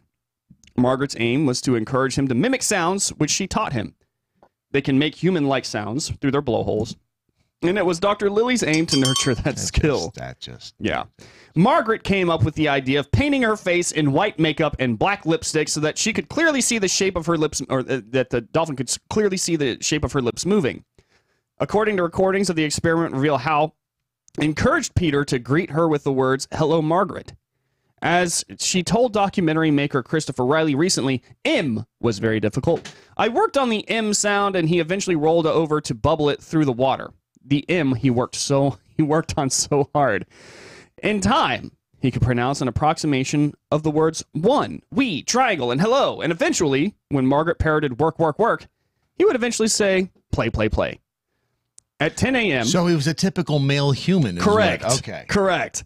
At 10 a.m., Margaret and Peter would indeed play together in the pool. There were further lessons at 12 p.m. and 3 p.m. with 5 pounds of fish at each session. In between, Margaret continued to play with Peter inside the villa and outside the tank, throwing balls and towels for the dolphin to fetch. Peter was also a keen TV watcher and would stare at... He really is a man. And stare at a set she turned on at the side of the pool. During breaks, Margaret wrote her notes, prepared meals, and did the housework. To begin with, all went well. And Peter, this is a very, domestic... Do you know why the dolphin didn't do the housework? Why? Because Margaret was there. Mm-hmm. I mean... I bet they're going to come out with some angry white dolphin courses soon. This is sexism at its finest. Oh, completely. To begin with, all went well, and Peter began to make progress with developing human-like sounds. Peter is his energetic self and a bit nippy on the toes, she wrote in her diary, referring to the little nibbles Peter made. Oh, I carry a long handle... Damn it, he was into feet. Yep, he was a feet guy. I carry a long-handled broom with me for that and ward him off. This is not always the case. We have had several long, loving sessions. The water is deep enough for him to roll over, and this he does for tummy rubs. Hold that thought right there, because I need... first of all, I got to process this, and secondly, I got to tell you about MoJo Wild Rice. They're so proud to be sponsoring this love story. Well, who wouldn't? Exactly. And speaking of love stories, if you love your mom, send her something nice this Mother's Day, which is coming up, after all, very quickly. When's Mother's Day? I don't know. It's coming up again very quickly. If you go to MoJoWildRice.com, you will find that they have some great gift boxes that are all set for you. All you have to do is click, and pay, and you're done. And mom will think that you have spent days, weeks, months even, preparing for this special Mother's Day, which is coming up May 12th. Very quickly. May 12th. I knew that. I was just we knew sure that you knew that. So they have the Mother's Day gift packs from just $46.75. Right there. I mean, they've made it so easy at MoJo Wild Rice for you to make your mother think that you have been thinking about her all this time. I mean, you should almost feel guilty. I mean, we've got one of the gift packs sitting right here on the desk. Go to MoJoWildRice.com and send something nice to your mom today. Make her think that you've been thinking about this for months. MoJoWildRice.com. And now we continue with a love story. Yeah, this is a very sweet story. If you're just tuning in, a woman and a dolphin are living together scientifically, but they will find out. Yeah, it's not like sinning or anything. Yeah. Some nights he has. Oh, by the way, it adds that he slept in the bed or in right next to her in her suspended bed. Some nights he has been quiet. With others, he just has to yell and splash around. He is always hungry and usually wakes me early in the morning to tell me to feed him. Peter was becoming a touch naughty too. Initially, he listened attentively as Margaret went through lessons devoted to counting and shapes. But, like a lot of unruly 6-year-olds, he preferred to talk rather than listen. He seems to have lost his sense of conversation, Howe wrote. Oh. Oh, thank you. He often overrides me. I cannot teach him if he is going to yell every time I open my mouth. He has said for the recording tape one clear word: ball. He doesn't care about me anymore.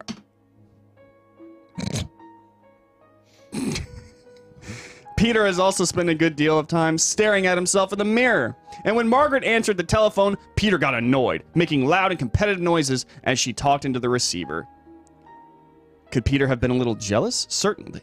He was getting closer to her. By the second week, she wrote, Peter has grown much more sociable, physical, making a thorough study of my feet, legs, ankles, and knees. Doing this, he was very gentle. The rough part was when he tried to push me around.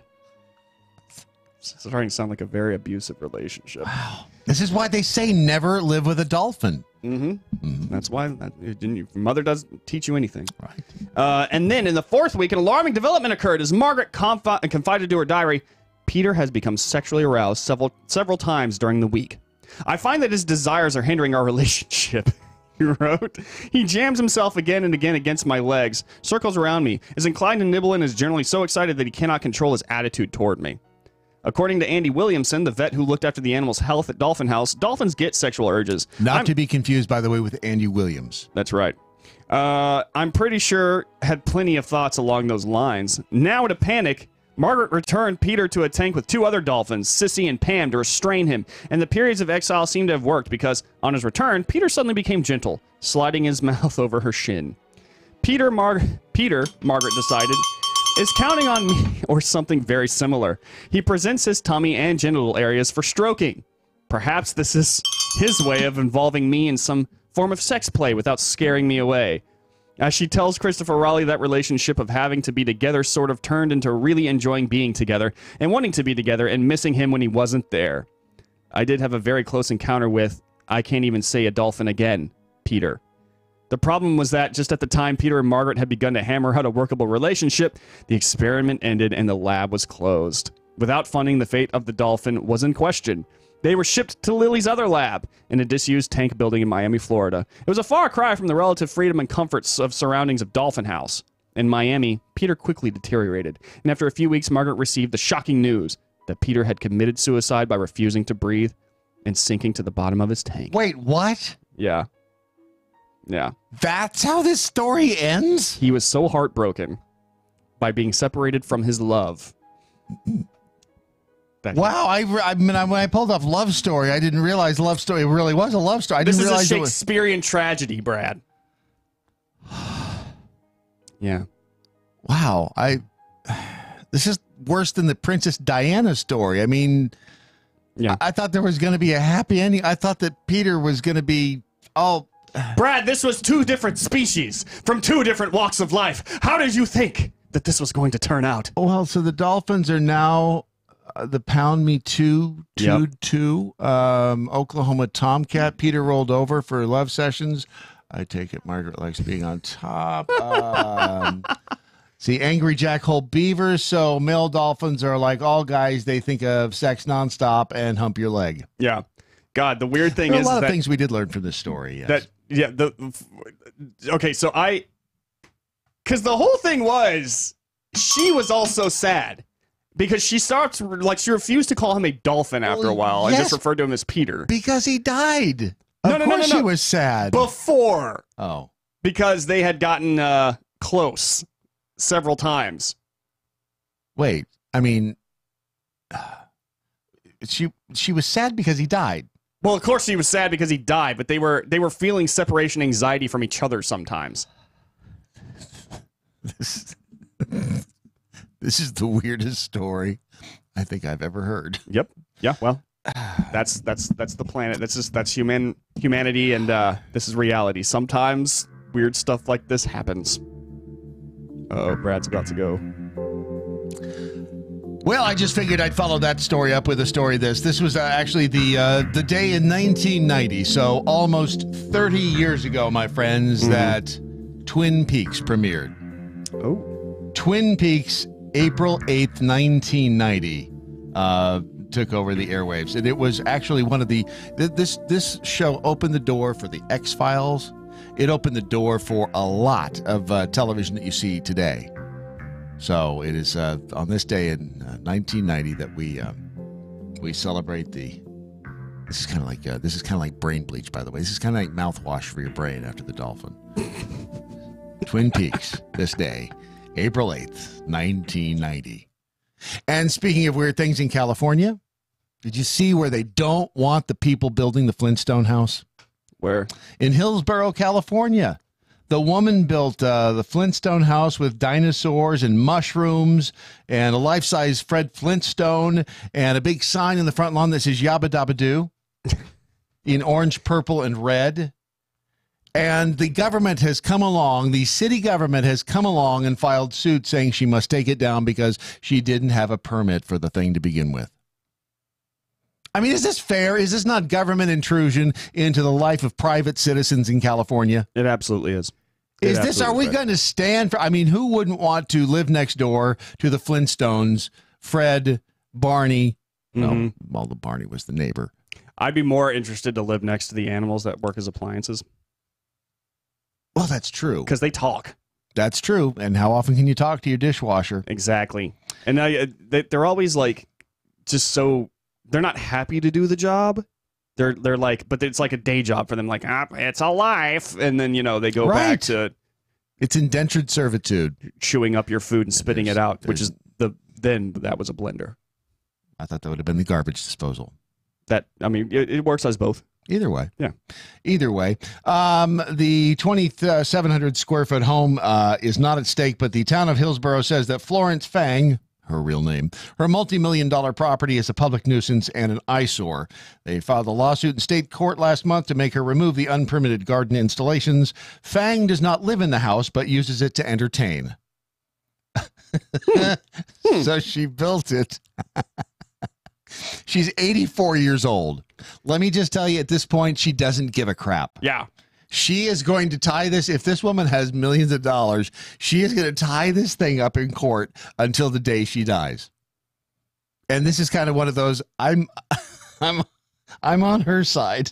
I hope that she lives to be 100 and she keeps this thing going for the next 16 years. We'll soon find out. Because remember, this is in the land where now they're talking about. Have you seen the latest taxes in California? Oh yeah, no, dude. They want to tax everything. Oh, of course they do. They want to start charging a toll to drive down Lombard Street in San Francisco. Seriously? Yes, the big winding road. Of course. They want to tax tires, firearms, water, prescription painkillers, lawyers, car batteries, corporations based on their CEO pay, estates worth more than $3.5 million, oil and gas extraction, and so on and so forth. This is stunning. The fact that, well, I shouldn't say, you know what? It's not stunning. Mm-hmm. It makes perfect sense because it's California. Yeah. No, it's absolutely. If you, honest to God, if there is any weird law to be passed, any kind of statism to be had, California will immediately stand up and pass it. They passed, I think, what was it? Oh, God, let me look it up because I wrote this article a while back. They have passed like a record number of laws in a single year. It doesn't surprise me a bit. And the problem is California is such a beautiful state. Yeah. It is gorgeous. I mean, it is. I can't think of another place where you can get to the mountains, the beach, the desert, all within, half a day's drive of each other. You can be skiing in the morning and literally be on the beach at night. And drive through the desert on the way back. Yeah. It is amazing. It is a gorgeous every state. time I go to California, I am literally left in awe by the beauty of it. It really is. And it's really unfortunate that there is too much traffic and not enough freeway. So many druggies with needles on the ground in places like San Francisco. San Francisco that's a study in and of itself. Yeah. It's just a shame what's happening to California. Oh, absolutely. It is. And I feel like, because California is like any other state, not every single part of it is blue. The state legislature is Smurf blue. But I mean, at the same time, so much of it is red. And quite literally, many parts of California have been like, can we just separate each other, like from each other, like make each other into 4 states? And, I mean, sadly, they've been shot down every single time. But when you have places like L.A. and San Francisco and what else? I think it was San Diego or something like that, when it's so blue there, you're not going to... well, especially Northern California is very blue. Yeah. But it's sad. Yeah, it really is. Did you find what you were looking for? I did, actually. According to Timothy Snowball at the Hill, the state passed a grand total of 1,016 laws, ranging from the unnecessary to the silly and sad. And you think that's too many? I think like 3 laws is too many. And seriously, like, and when I say unnecessary, this is no joke. Like the silly, no longer automatically offering patrons plastic straws. That's absolutely silly. Because as we know, as research has confirmed, Plastic straws from the United States make up an nth of the percentage of garbage that we see in the ocean. Ask that one turtle with a straw through his nose how important they are, though. Oh, yeah. That one turtle. Right. Let's see here. Finally, when it comes to sad laws, the familiar is often most depressing. It's an established economic fact demonstrated time and again that raising the minimum wage depresses the availability of jobs to entrants who are simply priced out of the market as firms tighten their belts to offset increased labor. And yet, such states as California continue to pursue policies that will guarantee harm to those they claim they are trying to help. And this is actually 100% true. I think one place in California, they got their $15 an hour minimum wage laws passed, which, by the way, has cost jobs already, like a lot of jobs.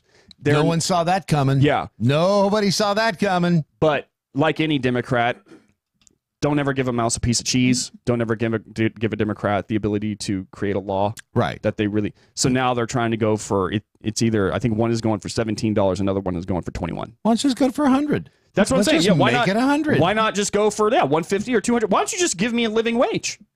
No, if you for not working. If you make it $200 an hour, you'd only have to work an hour a day. Mm-hmm. And if you worked an hour a day, 5 days, hell, even 4 days a week, yeah, you'd make $800 a week. Mm-hmm. I mean, you could frugally live on that. Oh, for working sure. Working a total of 4 hours. I think that they should push for $200 an hour and a 4-day, 1 hour work week. Oh yeah, why not? I think that would give you enough leisure time. Mm-hmm. Now, granted, your cup of coffee is going to be approximately $1,300. Yeah. No, actually, it'd probably be $2,300. Yeah. Maybe $3,000, but who cares? I mean, it's just money.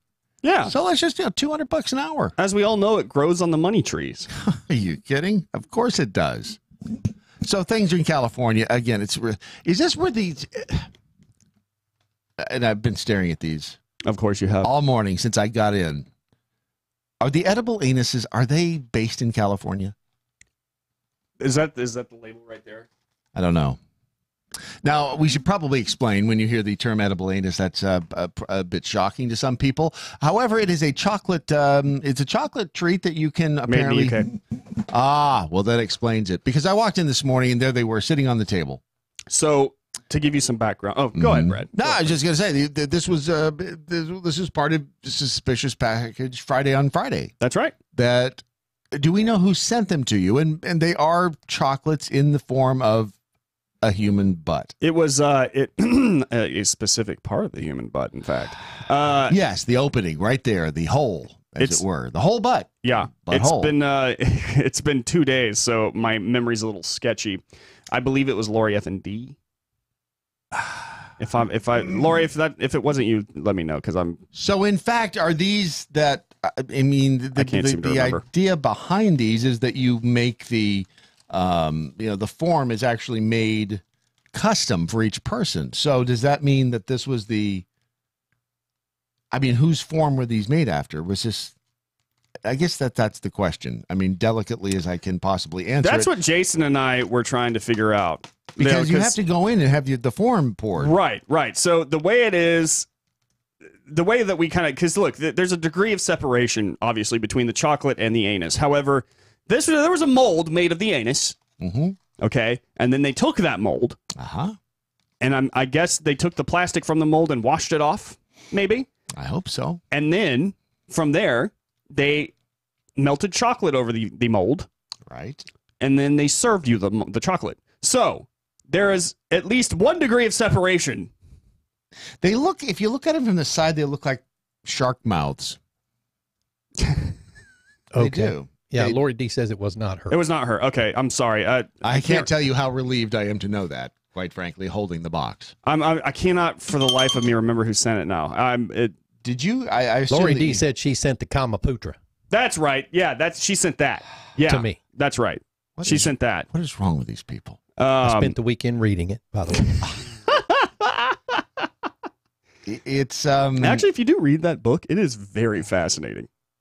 The Kamaputra. Oh yeah, it is fascinating. So I'm going to tweet a picture of this out because I would be interested to know what people do in fact think that it resembles. It does look, to me, from the side, it looks a lot like a shark's mouth. So it kind of looks like a to me at least, like a like, you ever seen the lamprey eels? You know, see them. I just ate one. No, I've never. What's a lamprey eel look like? It's the kind of that attached to like the side. Oh, okay, yes, yeah, I know what you're talking about. It does look a lot like that. Yeah. I just tweeted that picture, so if it looks a lot like a shark's mouth. I would say, however, that we talked about this like eons ago. Remember? Was it us or was it Jason and I? I believe it was us. And somebody was paying attention and decided that they were going to send us the edible anus chocolates, which. Okay, well done. By the way, Suspicious Package Friday will continue right here at the Daily Mojo. That's right. It's going to happen a half hour earlier, that's all. That's right. Just because the Morse code is taking a hiatus, it does not mean that Suspicious Package Friday is off. It is on. Right. Brad, can you tell them where they can send it? There should be the thing right there. Is it 6125 Airport Freeway? Mm-hmm. Upstairs. That's right. If you just put, seriously, 6125 Airport Freeway upstairs, it'll get to us. That would be Suite 201A, Haltom City, Texas. There's no one else up here. Of course it's going to go to us. Second floor. 117. That's what I just said. Second floor. Yeah, but Scott's up here too. Don't forget about Scott. Well, Scott's not going to open our boxes. You don't know. He might think it's for him. He might think it's for him. So somebody's sending him edible anus chocolates. New research shows that Crohn's disease and ulcerative colitis may actually have a relationships to your gut bacteria. Of course.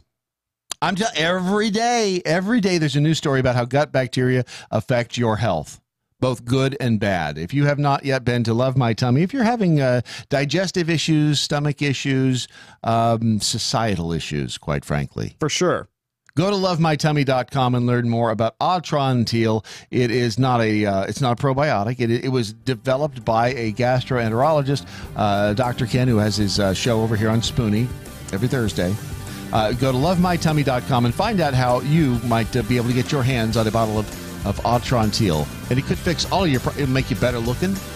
It'll make you more popular on social media. Most of all, it'll help you with the digestion and the bloating. So, lovemytummy.com. Daily Mojo.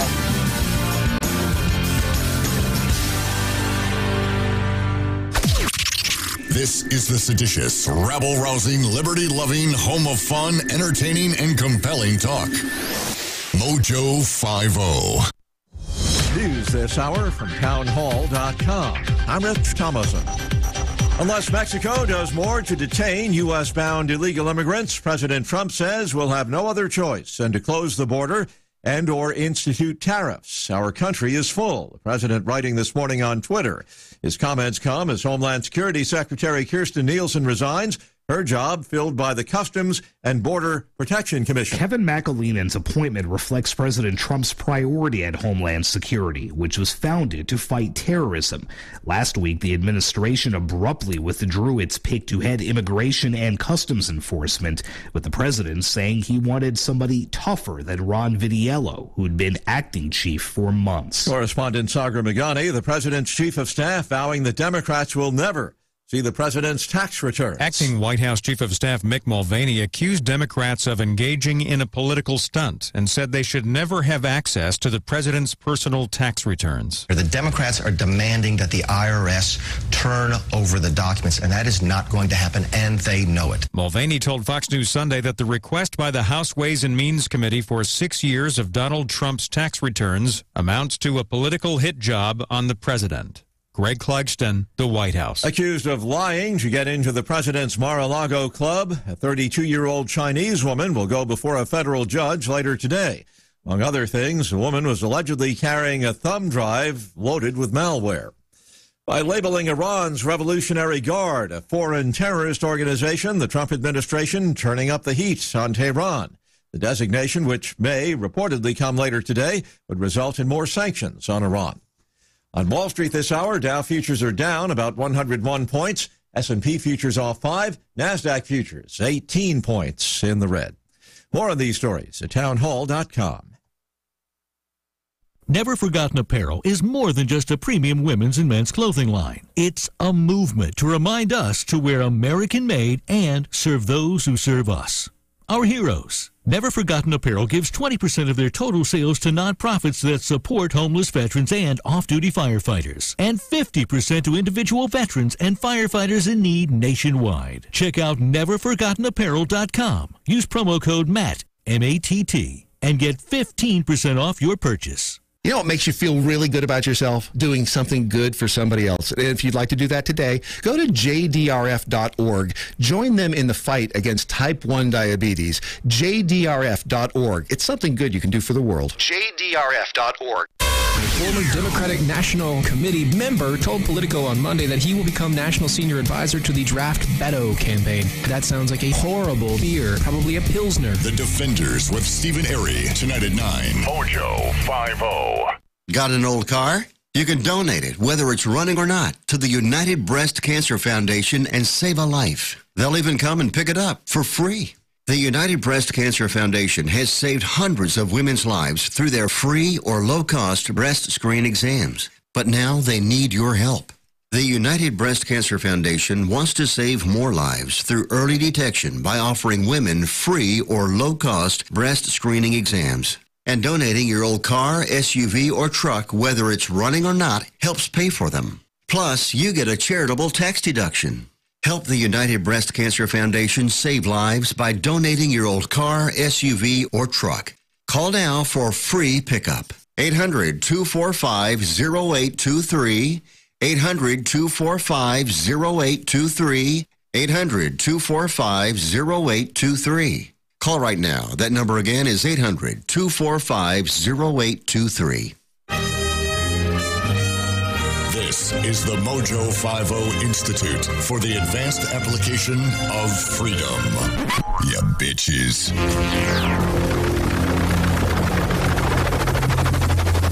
The mothership has landed. See, now, Sarah, I disagree with you. California is not a shithole. She says it's a shithole, no doubt. It's not. No, it's not. It's not. It's a beautiful place. It's the people. Honest to God, if I don't know how they did it for Colorado. Like, it's in the blueprint, and it's spent a lot of money, but if I could do the same thing to turn California red, I absolutely would. It is, if we could take it back from the crazy people who are turning, like, the homeless into drug addicts everywhere, and who are raising taxes to almost make it unlivable to be there, dude, it would be a paradise. Paradise. It's a gorgeous place to live, I'll tell you that. If you just, it's the politics that are screwing it up. Yeah, it's strictly the politics. And Pink Floyd has some good advice. I don't know about you, but I'm steering clear of any anuses that look like a shark's mouth from any angle. That's probably good advice. Not bad. Yeah, that's I mean, advice you probably didn't expect to get on a Monday morning, but you know what? It's weird about, man, because I tried one. Obviously, one's missing. I was about to ask you if in fact you had been the one to eat. I did. Because someone sent it to me, and I was like, all right. Did it feel weird when you put it in your mouth? It felt a little weird, and the worst part about it was is that the aftertaste lasted way longer than it should have. And that, like, quite literally, Jason and I right afterward went down to the Chicken Express, and I was just like, tea, gravy and chicken. It's like trying to wash the taste out of my mouth with gravy. It was like, it stuck around way too much. And it probably wouldn't have been bad if it was shaped as anything else. But the fact that it was shaped as an anus. It's the, it's the brain thing. It's like watching, there was a show on TLC, and we just happened to catch it on reruns. They had a marathon of it, Untold Stories of the ER.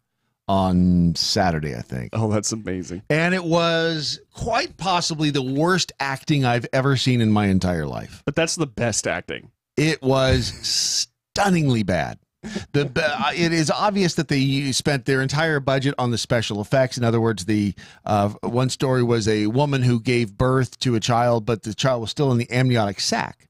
Oh, so it's like a bowling ball coming out, and they had to puncture the amniotic sac. Enjoy your breakfast or brunch, as I tell you the story.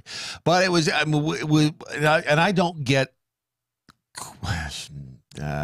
do I get queasy? Well, if I talk about Chicago gutter water, yes. But things on TV don't bother me. Because I've been in the business long enough. It's like, okay, that was Caro syrup. That's this. But this puncturing of this amniotic sac, that got you. It was like, this fluid comes. And I know that it's a prop. Yeah. I know they're shooting this thing. They made, and kudos to the prop maker, because it was like, wow, that was really gross. And it's kind of the same way with looking at these chocolates. I love chocolate, but I'm not sure I could put that in my mouth. Yeah. I know it's chocolate. I would never have done it, but I felt like I had to because it was the last day of the Morse code. And let's face facts, somebody doing that, it's just good TV. So I did my due diligence for this network. When you put it in your mouth, did you feel the need to run your tongue over it? No. In fact, I the whole time I wanted to chew it and swallow it and be done with it. But the thing is that the chocolate is so soft that it melts in your mouth, and it was in there for a lot longer than I wanted it to be. This is a real conundrum. Yeah. So I bit the bullet, so to speak, and I ate one of the chocolates and immediately regretted it. But you know what? I'm glad I did it for the fans. They sent it to me. It was only right and proper that I did it. I'm just not sure because I've considered asking if I could have one, but I don't think I could. I don't think I could do it because I'd be inclined to feel it and taste it in my mouth and just run my tongue over, and that would just it would conjure up too many weird things that I just don't think I could do. Would it scar you for life? Well, hell no. I've had much worse happen to me. That it would take so much to overcome the older scars. Yeah, that wouldn't be possible. But the fact that it's just it's a psychological barrier or a hurdle that I'm not sure there's a lot of people who could not overcome it. I offer this to you, Brad. Do you really want to live with that regret that you didn't do it for the rest of your life? That you weren't brave enough? I don't think it's not a question of bravery. It's a question of whether or not I want to clean up the vomit. I think it's a question of bravery. I just your bravery. I just don't think I could do it. Now, Ron wouldn't do it. I'm going to cast this off on Ron because he won't do it either. Anything Ron won't do, I won't do either. Exactly. Are you going to do it? Is he going to do it? Ron is going to dig in. Pick this one. It looks like an asshole. Okay. Wow. Ron just walked straight into the studio. He grabbed one of the edible ani and popped it into his mouth, and he's chewing it. Rondolph, give us your rundown about what you're experiencing right now. How is it? Yeah, please describe the sensation of this in your mouth. It was a little rough. Okay. You didn't stop to savor the texture. If I was going to eat one, I'm going to throw it in there and I'm going to chew it up real quick. That's what I did. I tried to do. Is it not a little melty though? It is. It's milk chocolate. Yeah. And so that taste is going to be in your mouth. You swallowed it. But it tasted like chocolate. Right. Yeah, that's right. Even though it was shaped like someone's anal orifice. And we don't know if it was female or male either. That's right. That's I mean, that's. But Brad, so far you're the only one. You're the holdout, Brad. Yep. I'm the holdout. Yeah. Yep. I would like to remind both of you, however, I did eat the fried crickets. Get your butt in gear. Ha ha ha. You see what I did? I did. I see exactly what you did. But again, this is the only place where I not only come in and find the edible anus is sitting on the table, but a spent bullet casing on the ground. Yeah, I'm not sure where that came from. I don't know either, but there was a spent shell on the ground. What caliber is it? It looks like a 30. 38? That was probably a warning from one of our fans, maybe. No, I don't think it's a 38. Brad got to put his glasses on. I do, because it's I can't. small. Let me see the bullet. It looks like it. What is that? 38 or 22? It's not. No, that's not 22. That's a 38. Is it a 38? That's a 38. 380. Or 9? Is that a 9 mil? 9 mil. Yeah. Maybe. Here, you've got. Yeah, here. Let me you got see. better eyes than I do. What is it? See if you can figure it out. In the meantime. Yeah, I was right. 9 mil. Is it? Okay. Yeah. Yeah, I don't know what it was doing in here. It was just on the floor. So if we find something, it was a warning. We did have a show this weekend, but there weren't a whole lot of hooping and hollering and gunfire. So I don't know where that came from. Yeah. Stinking Duck, Real Ron Phillips gave the show a quick rim job. Thanks, Ron. Thank you. I'm sorry, say that again. And nope, I only said it once, and then you can go back and listen to it again on the. There's a rewind I was button. behind the wall for a second. Yeah. Here's the funny part. Josh Kemp said, "Real Ron Phillips will eat butt." Here's the funny thing about this. Rondolph once again proved that he's the most badass of us but Yeah, also the yeah. weirdest of us because I ate it. I ate it with like, oh God, I can't believe it. You came in here with a smile on your face, popped it in your mouth. Yeah. There's not a whole you lot of chose things. the one that looked the most like a butthole, by the way. They all look the same. They're not different. They're the same. But the light strikes that one. Okay. Just so All right. buttholey. I guess. All right. Wow. What was it you wanted to rant about that I after we got down the Yeah, but don't think you're getting off light for this one, dude. You're gonna eat one by the end of the show. Beto O'Rourke has the gall. Beto O'Rourke has the gall. Mm-hmm. The cojones, if you will. The Irish cojones. To call Israeli Prime Minister Benjamin Netanyahu a racist. Are you saying that's a problem? I'm saying it's stupid. Democratic presidential hopeful Beto O'Rourke called Israeli Prime Minister Benjamin Netanyahu racist while speaking about the U.S.-Israel relationship at a campaign event in Iowa on Sunday. O'Rourke, a former congressman of Texas, added in his remarks in Iowa City that he does not believe Netanyahu, quote, represents the true will of the Israeli people. How hilarious is it that every time somebody that Democrats disapprove of wins a victory, Democrats immediately rise up and say, well, that's not really what the people wanted, despite the fact that all the people voted for that to happen. It's amazing to me that Democrats are so in their heads about this kind of thing, about their own narrative, that they buy into it so much that they quite literally believe that if the people say the exact opposite, they're like, oh, no, that wasn't the will of the people. The will of the people is whatever I want it to be. The U.S.-Israel relationship is one of the most important relationships that we have on the planet. And that relationship, if it is successful, must transcend partnership in the United States. And it must be able to transcend a prime minister who is racist, as he warns against Arabs coming to the polls, O'Rourke said. O'Rourke made the comments to reporters after his rally, where one of the attendees asked him about conflict between Israel and Arab nations. He went on to endorse a two-state solution, of course he did, between Israel and Palestine, saying it's the best option for a lasting peace in the region. No, it's not. I'll get to that in a second. We must be able to transcend his current leadership to make sure that the alliance is strong, that we continue to push for and settle for nothing less than a two-state solution, because that is the best opportunity for peace for the people of Israel and the people of Palestine, O'Rourke said, according to CNN report on his statement. O'Rourke's statement came 2 days before an election for Prime Minister in Israel. Netanyahu, who is seeking re-election, has vowed to annex Israeli settlements on the West Bank if he is re-elected. Netanyahu has also allied himself closely with President Trump on conservative politicians in his country. Okay, let's break this down for a second. Why is it that Democrats, when it comes to Israel, when it comes to Jewish people, immediately go absolutely crazy? I don't know. I don't understand it. We have seen many times, multiple times, more times than we can count, more times than has been reported to us, of people like Palestinians, people outside of Israel, literally vowing in their charters, like Hamas and Gaza, literally to wipe Israel out. And not just wipe Israel out. I'm not talking about like the state of Israel needing to go for another like kind of salute, like a two-state solution like the Democrat. No, quite literally wiping out the Jewish people. Death. And they carry it out constantly. They're either launching rockets or they're sneaking over walls and stuff to literally go into people's homes and stab them to death. This has happened many times. It happens a lot. This is why they have the walls up. This is why they have guards. This is why they have everyone serving the IDF. It is a dangerous place to be, Israel. Because quite literally, they are surrounded on all sides by enemies. Palestinians, many of them do live in peace in Israel. That is true.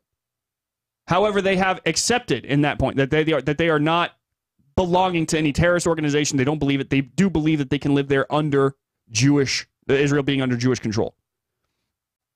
Okay, many on the left don't seem to understand, however, that when it comes to Islam, when it comes to the radicalization of terrorist groups and stuff like that, there is no two-state solution. It is a one-state solution, and that is they will rule it as Palestine. That's it. There's no ifs, ands, or buts about it. They do not compromise. Despite the fact that they say that they do not. And it drives me crazy that people like Beto O'Rourke are so stupid. They're so caught up in their own narrative that you know, the Palestinians mean no harm and yada yada. No, they absolutely do. They confess that. But they wind up calling someone like Bibi Netanyahu a racist. The guy who actually runs the country and understands that probably better than almost anybody, besides maybe his military. Call him a racist for trying to keep out the very people who would literally rip Israelis limb from limb, given the chance. He wants to keep them out. He's a racist for that. How stupid do you have to be? How idiotic, how short, I want to say like just brainless, absolutely brainless do you have to be to go, oh, you're racist because you want to keep out the people from your nation who want to kill you. That's a special kind of stupid. Yeah, I think brainless is a good way to describe that. It's so short-sighted. And yes, and how do you negotiate with people who want you dead? You don't. There is no negotiation. There is no negotiation. If that's the starting point, there is never a negotiation with people like that. No. I mean, this is quite literally in Hamas's charter. Hamas being the one that attacks Israel like a lot. Right. You know, who launches the rockets. The whole reason that Israel had to develop the Iron Dome technology, which is the rockets that blow rockets out of the air. Right. The whole reason is because they're constantly launching rockets into Israel. People, like quite literally, they wake up to sirens because rockets are incoming. That's life in Israel.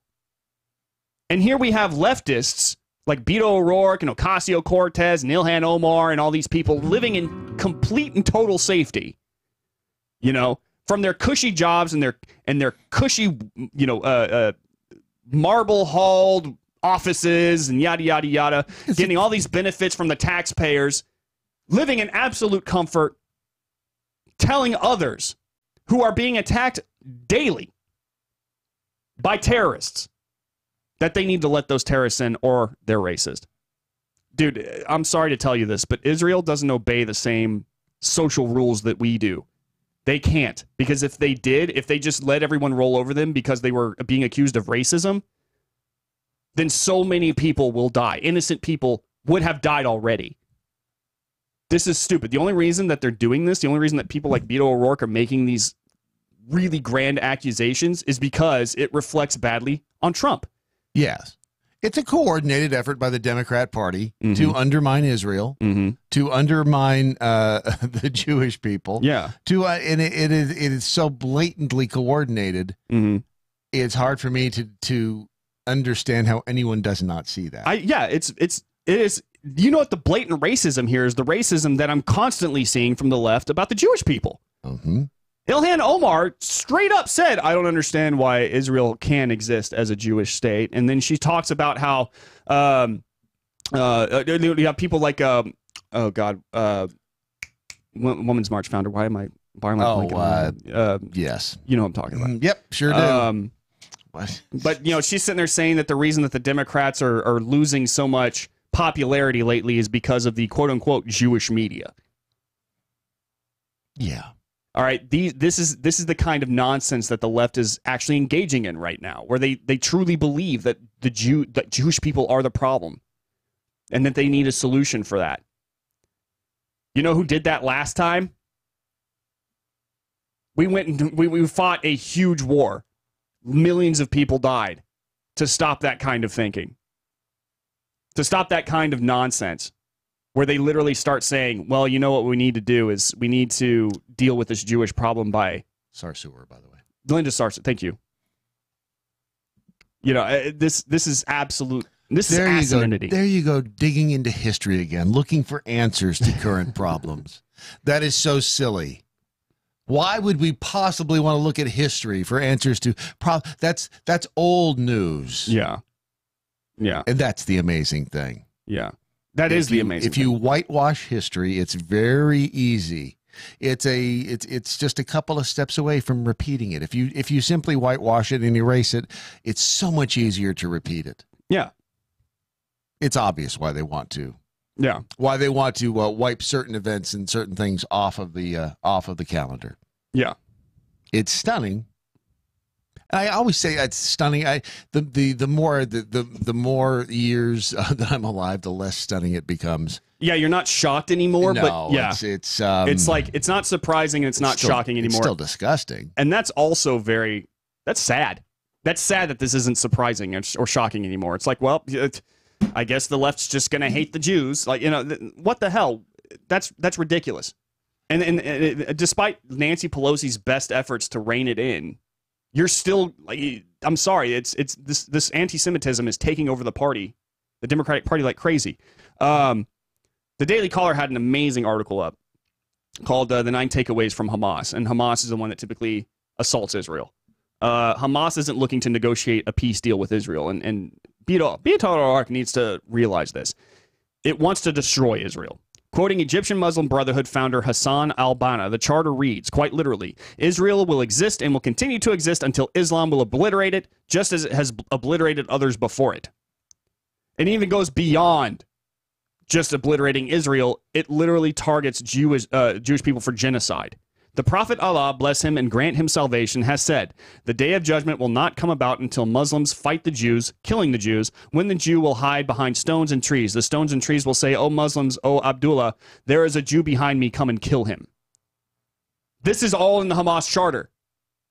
This is on the Hamas charter. The people that quite literally Beto O'Rourke is mad that Bibi Netanyahu is saying we need to keep out, calling him racist.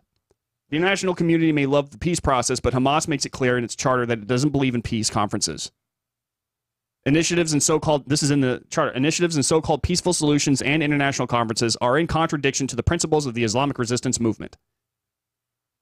Unsurprisingly, for an organization that supports Jewish genocide, Hamas charter is explicitly anti-Semitic. For instance, Hamas charter Jews claim not just Israelis are responsible for all wars. Quote, there is no war going on anywhere without having their finger in it. They're also engaging in conspiracy theory. This is ridiculous.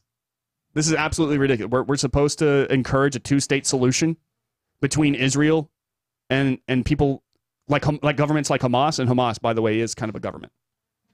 Yeah, well, they are their own government. Right. So we're supposed to have a two-state solution with that. What kind of politician are you if you can't see? A Democrat. I guess so. It's like putting a gazelle on the line and saying, all right, you two get along. Right. No! Yeah, it is. It's amazing, and it's on display. Who was it? Was it? Oh, Saddle Effing Tramp. The Brandon Morse, don't ask how brainless someone has to be. The left takes it as a challenge. Yeah. Don't let him hear me. Right. Please, Josh Kemp, please explain why American Jews love the libs in America when they're so anti-Israel. I actually, you know what's funny, Josh? I was thinking about that not long ago. I was really trying to digest why. And I cannot, for the life of me, understand. It defies logic. The only thing that I could really come up with is if you actually look at the way that many of the hardcore leftists think.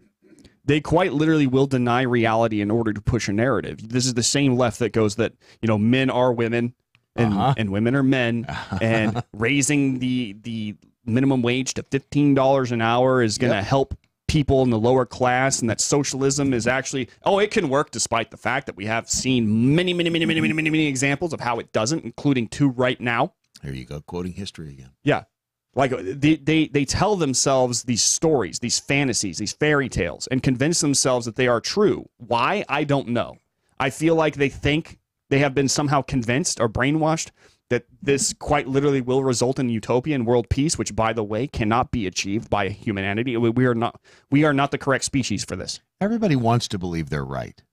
Well, of course, but I mean, like, if you are proven wrong, you still want to believe you still want to believe you're right. Yeah, and I get that. But I mean, like, when you are proven, let me go ahead and rephrase that then. When you are proved so disastrously wrong, you still want to believe you're right. You do. It's their human nature. It's self-denial is what it is. It's cognitive dissonance. Yeah. That's what it is. And it's alive, and it's quite well, especially in the Democrat Party and the progressive left. Yeah. Stunning but true. Yeah, absolutely. You know what else is stunning but true in a good way? What's that, Brad? The way a cat cooler can keep ice cold. Oh, yeah. I mean, if you look at the way that you can put ice into a cat cooler and shut the lid and then come back days later, it defies all logic. It defies logic. Like a leftist who believes in socialism. It really does.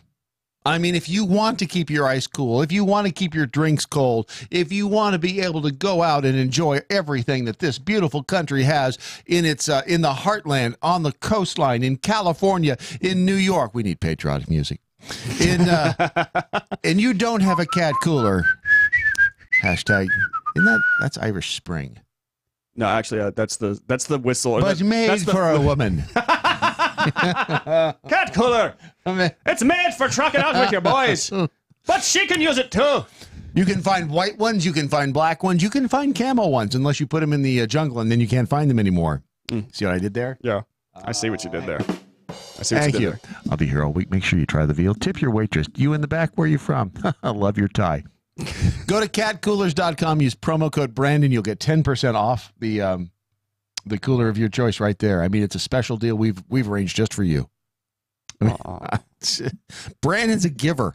That's true. He is a giver. I'm a giver. Unless he was in prison, then he just have to lay there and take it. No, yeah, even then, I'm just a tender. You'd rather give it in prison? Yeah.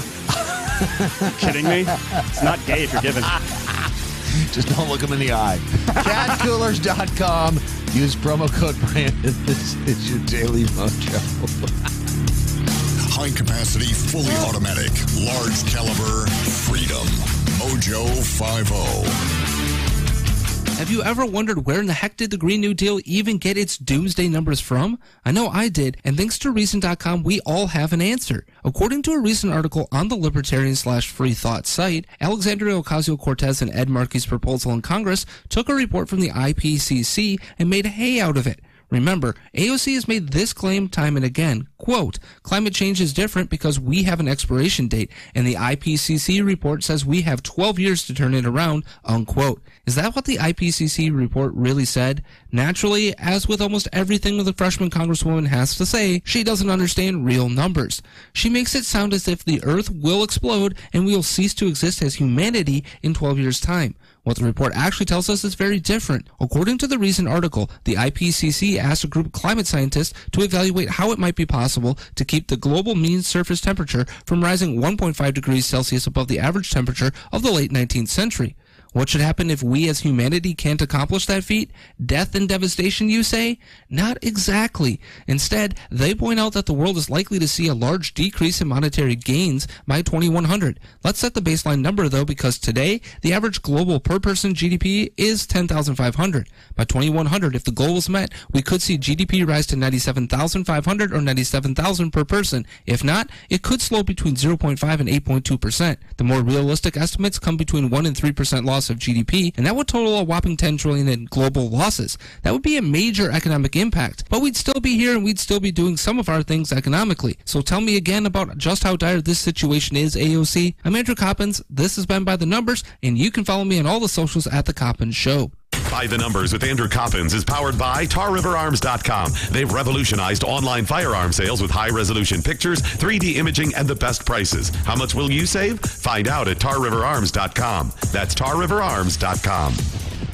The Daily Mojo. This is a good week. I mean, it's starting off on a good foot, knowing that the beginning of the end starts this. Is it this weekend? It is this weekend. It looks like Game of Thrones. I think it's the 15th. Oh, look at them dressing up like Starks. That's neat. See. And by the way, there's a new bar in L.A. that is serving things as Game of Thrones. It's called Fire and Ice. It's a Westeros-inspired pop-up in Hollywood. Started yesterday, or no, today. That's pretty cool, and it's not the first time they've done this. It's very cool, and it's somewhere in L.A. I don't know exactly where, but it's in Hollywood, but they don't give the specific location. Yeah. So if you're out there, take some pictures, send them to us. You remember the character Hot Pie? Remember the character? No. Which one's Hot Pie? It was the one that traveled with Arya, and he was like baking the wolf-shaped bread. Yeah. He was kind of fat kid. Yeah. He was traveling with Arya and Gendry, and honest to God, like how do you remember all the names? Because I'm a nerd, bro. He actually opened up like a pop-up shop at one point in time, Hot Pies. Yeah, and apparently it took off, man. Hot pies will always take off. That's what I'm talking about. In the world of the Democrats, how is, well, I'm not even going to say how is this okay. Let's just, this is a little Joe Biden audio from over the weekend. He was at a forum. It was a meeting of a labor group on Friday in Washington. Here's what Joe said. I just want you to know I had permission to hug Lonnie. And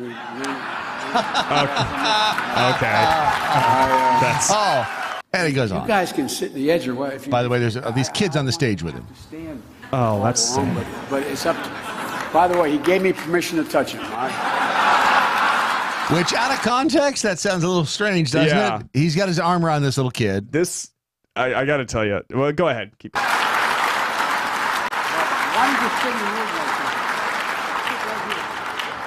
Sometimes I think President Trump is a tragedy in two acts.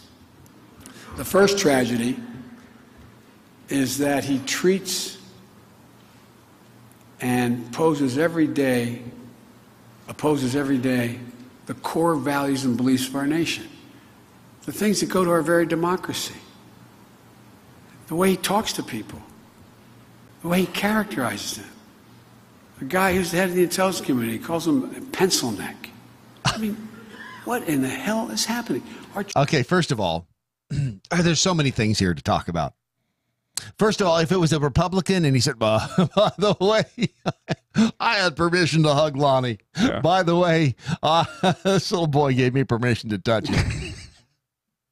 Out of context, Biden's quotes. That's what we need. If this was a Republican, the uproar would be deafening. Oh, yeah. No, for sure. For sure. It would be deafening. Well, here's the other thing you have to think. If this was a Republican, then he wouldn't have even gotten this far. No, that's true. Both the Democrats and the Republican Party itself would have run this guy out. They have. Joe Biden has, and again, it's the hypocrisy of this party. The fact that, and the fact that Joe Biden is apparently made of Teflon. Yeah, but they want him out. The Democrats. Yeah. So yeah, the new guard, the younglings. Yeah. Oh yeah. They want him out. They want the old white guy out of there. The fact that he's hanging in there. Right. And honestly, I understand the creepy Joe. I mean, if he's right. So he hugged somebody. Big deal. Yeah. I get it. I mean, here's the weird thing about Joe Biden. He is probably going to win the nomination. You think so? Yeah, I think so. I think that he's going to beat Bernie. Yeah. Oh yeah. Yeah. The DNC is never going to help Bernie. In fact, why would the DNC help Biden? Well, because he is at this time and has been for God knows how long now. I think back after like Trump won. They've been polling like what Democrat needs to win against him, and every single time Biden was number one. It was always Biden, with the few exceptions that they said Beto, but that was during the height of his media, hype. But he comes off as a few things. One, he comes off as moderate, which Democrats everywhere right now that aren't part of that young radical group, that increasingly radical group that is slowly transforming the party. Biden is their last holdout hope. So if Biden wins, it will probably be the last time a moderate Democrat takes the top. However, I think that many Democrats, what's going to end up happening is they're going to say stuff like, well, we want Kamala Harris. We want Kamala Harris. We want someone who is either a woman or a person of color or both. And there's going to be an inner war, and then eventually Biden's going to win out just because he's more palatable for everybody. He's going to be the one who attracts the most votes. And if the DNC is really worth their salt, they'll ignore all the radicals and say, I know he's an old white man, but Biden is the one that's going to beat Trump. And if Biden does end up running, there is a solid chance that he could beat Trump. Who's his running mate? If he's smart, it'll be Kamala Harris. But I think that he might actually approach Stacey Abrams, because he's going to have to placate. He's going to have to placate that radical base. So, but here's the other thing. That was just one. I think that the DNC is going to help him along. Was the whole point of that. I think that they're going to select him and that they're going to back him, and that at the end of the day, no matter what, Biden is going to be the one to win. The other thing, he's clever. He is clever. He's very personable. He's funny. All right. And think what you will about what you just heard in those little things. That right there, that whole like, don't get away, I've got permission to touch him, stuff like that. That's going to endear, because it is funny. It's funny. I totally agree with you. It's funny, and it made him look charming, and it made him look like, you know what, he is the kind of guy I could have a beer with. And it also kind of absolves him of some things. If he's joking about it, then you know what, it's probably not that big of a deal, and people are overreacting. That's the impression that he gives off. Yeah. All right. It's very Clintonian, but it works. All right. It's Bill Clinton would be the most fun. Well, maybe not. He looks like he's 3 steps away from death's door now. But back in the day, no, he probably was. If he had showed up to my party, it would probably be a very good party. Give me one of those beers. Let me show you how you drink a beer. I'm going to drink a beer right here. I'm going to show you how to drink a beer in 3 seconds. Hey, you get me that girl over there. I'm going to pour my beer into her sweater. I'm watching me suck the beer right out of her sweater. Hey, watch this. I'm going to go over there and hit on your sister. You don't mind, do you? You don't mind. And you'd be like, no, you go ahead, man. Go ahead. I want the story. Yeah, exactly. And then what the second thing Biden did in this case was the throwing the daggers at Trump for calling not Nunez. What the hell's his name? So many senior moments this morning. Pencil neck. Police of our nation. The things that go to our very democracy. The way he talks to people. The way he characterizes them. The guy who's the head of the intelligence community calls him pencil neck. Well, first of all, the oxymoron that is the head of the intelligence agency, first of all. Mm-hmm. But the fact that if he's going to start throwing knives and daggers at people for their quote unquote hate speech, or for the way that because the children are listening, you can't speak like that because the way the children are listening. Don't I wish I were debating him? No, I wish we were in high school. I could take him behind the gym. Oh, that's he talking about Trump. Yeah. Take him behind the gym, kick his ass was the inference there. Yeah. So it's okay to threaten violence. Well, he was just kidding. Mm-hmm. He's just kidding. Trump was kidding about the pencil neck. Well, sort of. It's okay to basically say, hey, if you run into anyone who disagrees with you politically and publicly, then gather a crowd and confront them and tell them they're not welcome here, which many took to heart. Both Cory Booker and Maxine Waters are of that school of thought, and you got it. I mean, look at what happened. It's amazing. You had Candace Owens and Charlie Kirk get confronted in a restaurant. You had Ted Cruz get confronted in a restaurant. All right. And all of them just ran them out. And the one in Charlie Kirk's case got a little violent. Right. Well, it's okay. Remember, it's okay if you get violent if you are attacking the right, because the right, they're violent. They're violent to begin with. Exactly. You have to fight violence with violence. This is the same people that say like certain types of speech are literally violence. Right. Yeah. You know, because you'll see this in the LGBT community a lot.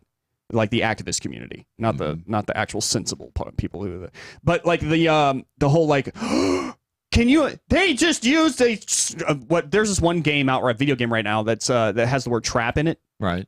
And you know what trap is slang for, right? Sure, but tell everybody that doesn't know. So a trap in the trans community is known as somebody who looks very, very, very much like a girl, but then like the junk is still the same. I see, because it's a trap. Oh, it's a trap. Yeah, it's a trap. I mean, I knew that. I just wanted to make sure everybody else knew that. By the way, Rondolph, we need to isolate that audio.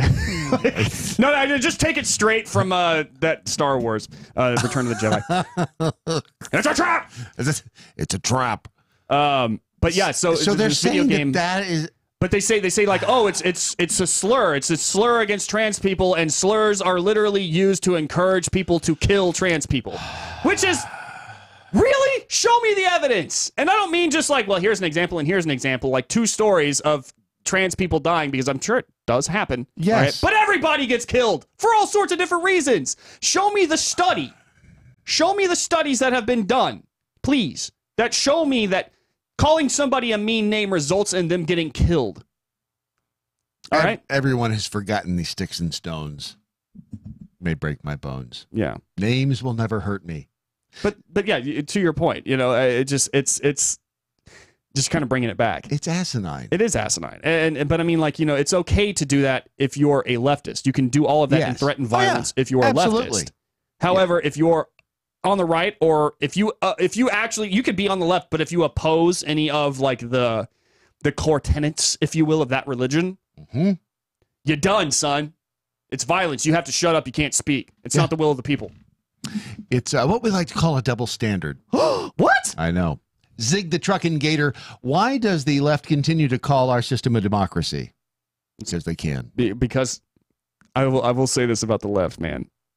They live in a fantasy land of the land that they want to live in, not the one they do. And they wish that this was a democracy. We don't live in a democracy. No, we don't. Although how close, which state is it? Is it Illinois that's coming very close to eliminating the electoral college? God, that is going to be such a bad idea. It's such a bad idea. And Sarah, hey, creepy Uncle Joe, it's not a democracy. It's a republic, dumbass. It's a constitutional republic, in fact. Yeah. It is, and again, I never thought I'd live this long to go, what the hell are these kids thinking? Yeah. And it's not even the kids, it's the Democrat establishment. Yeah. But they are using the pawns, the uninformed. Yeah. The low information voters. Right. They're using them as useful idiots. Right. And I mean, this is, that they are doing this on purpose, because look at Alexandria Ocasio-Cortez. She literally will go off and tell a blatant lie. Something that has been disproven many a time, or quite literally, it takes a light Google search to prove her wrong. But she will say it knowing that people won't go and research this. No. They'll just believe her immediately. And as such, she can stir people into anger out of nothing. And they'll follow her and believe her, whatever she says. She's good at it. But this is not, I mean, who else has been doing this? It's not just her. It's Elizabeth Warren will do the same exact thing. Nancy Pelosi is the queen of doing this. She's the one who will literally pop up and be like, oh, because Republicans are passing and this tax break, if you will, people are going to die. And people will believe it. Yeah. She doesn't elaborate as to why. No, but you shouldn't have to. People are going to die. That's the beauty of it. She doesn't have to elaborate because people will just believe it, and it's the vacuum. Yeah, it's nature abhorring a vacuum, and that vacuum will get filled with they'll complete the rest of the story for her. Oh, for sure, for sure. They will craft the story around what she says. Yep. Media Matters is notorious for doing that. In fact, Media Matters will quite literally come up with essentially what is marching orders for both the media and politicians to run a narrative. This has been going on for a long time. It's out in the open. I mean, this isn't a conspiracy. This is actually something that they set out to do and have done openly. And so it's if ever you get on the internet or YouTube or something like that, or CNN, you're watching CNN or MSNBC, ABC, all that kind of stuff. Is CNN. You'll notice that they all use the same verbiage when it comes to certain things. Like, what was it? I forget what they were saying now. But one of the most recent examples that I could think of was the tax cuts from the Republicans. Right.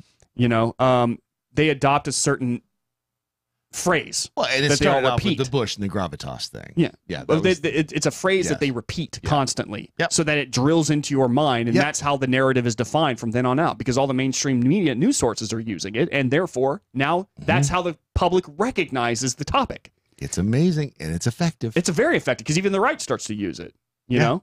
And this is why taking over the mainstream media is so important. This is why we need to get more involved, so that we can actually introduce our contrary opinions and talk, but it's really fascinating. But this is how they are able to sell you a lie, a blatant lie.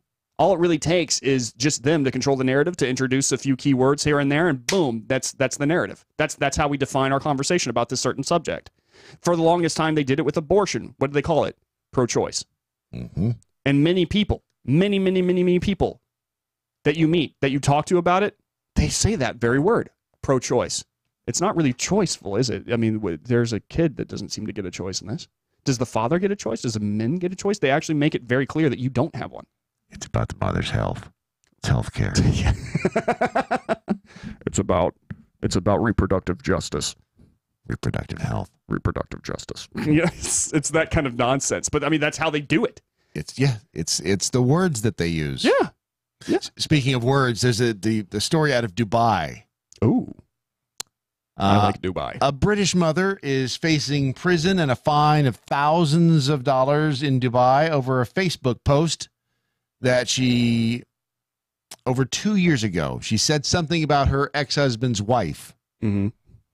And wait till you hear what it was. Oh, I can't wait. But first, a word or two about Arey Capital Management and your retirement. You haven't been saving, have you? You naughty person, yeah. If you haven't been saving for your retirement, boy, I hope you got good kids that you can go move in with. Mm-hmm. I hope you have a loving family. I hope you have the ability to scout out the nicest, biggest, largest refrigerator box you can find. I mean, life in a refrigerator box isn't all that bad if you place it in the right spot. I mean, if you got to get it under the overpass. Or like a cat cooler. You could, if you get you'd need probably 3 or 4 of them if you wanted to have a multi-level home. Well, I mean, buying 3 or 4 cat coolers, promo code Brandon. Right. I mean, that is a good idea, and we highly recommend that you do try it. For sure. However, when that experiment fails, when you fail to live in your cat cooler, Arey Capital Management, they'll come to the rescue. But you have to do it now. You see, they can't rescue you after the problem has happened. After you failed to plan for retirement, after you failed to save for retirement, after you have failed to do the things you need to do now when you're in your ute. When you're in your ute, that's the time to plan for retirement. It happens faster than you think. It gets here a whole lot sooner than you could possibly imagine. If you haven't started planning for retirement, just do yourself a favor. Go to areycapitalmanagement.com and make an appointment to talk to the fine folks there. Make it a point to the phone number's right there on the website. You can call them up. They'll answer the phone nicely. Jake will say, hey, how you doing?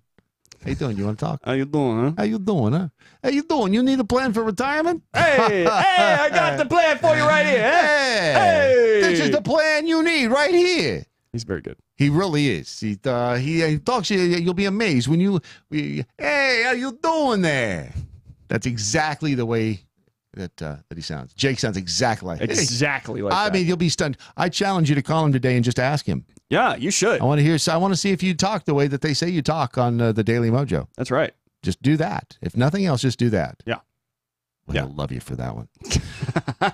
Go to areycapitalmanagement.com. That's where you'll find the phone number. I'm not going to bother to give it to you right now because it's hard to remember numbers. I can give it to him. And or Brandon can give it to you. Yeah. But either way, it's areycapitalmanagement.com. Yeah.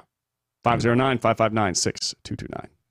What's that number again? 509-559-6229. What's the middle number? 5. And there's a 9 in there. 2.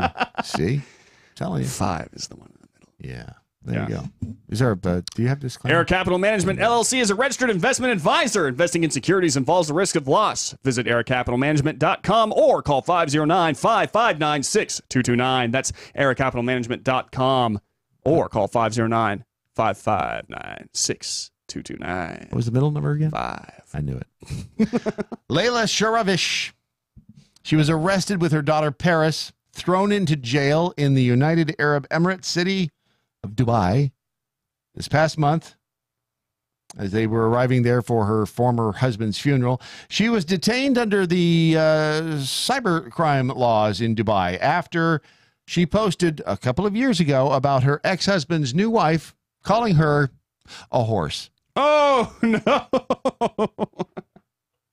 They put her in jail. Now, it is unclear whether or not the ex-husband's wife does, in fact, look like Sarah Jessica Parker, but the fact that she posted on Facebook that his new wife looked like a horse. So they put her in jail, which is all fun and games until you realize she got put in jail for calling the woman a horse. So they did, by the way, they released the daughter. The daughter was 14. Yeah. See, folks, this is what happens when you don't have a constitution that pretty much, assures your right to free speech. You can't call anyone a horse online. America would collapse. Oh, there would be no more internet.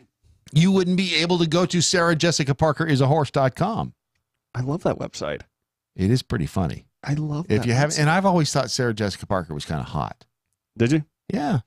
I mean, I really did. And then I saw that, and it's like, man. Horse walks into a bar. Bartender looks up and says, "Why the long face?" Thank you. There you go.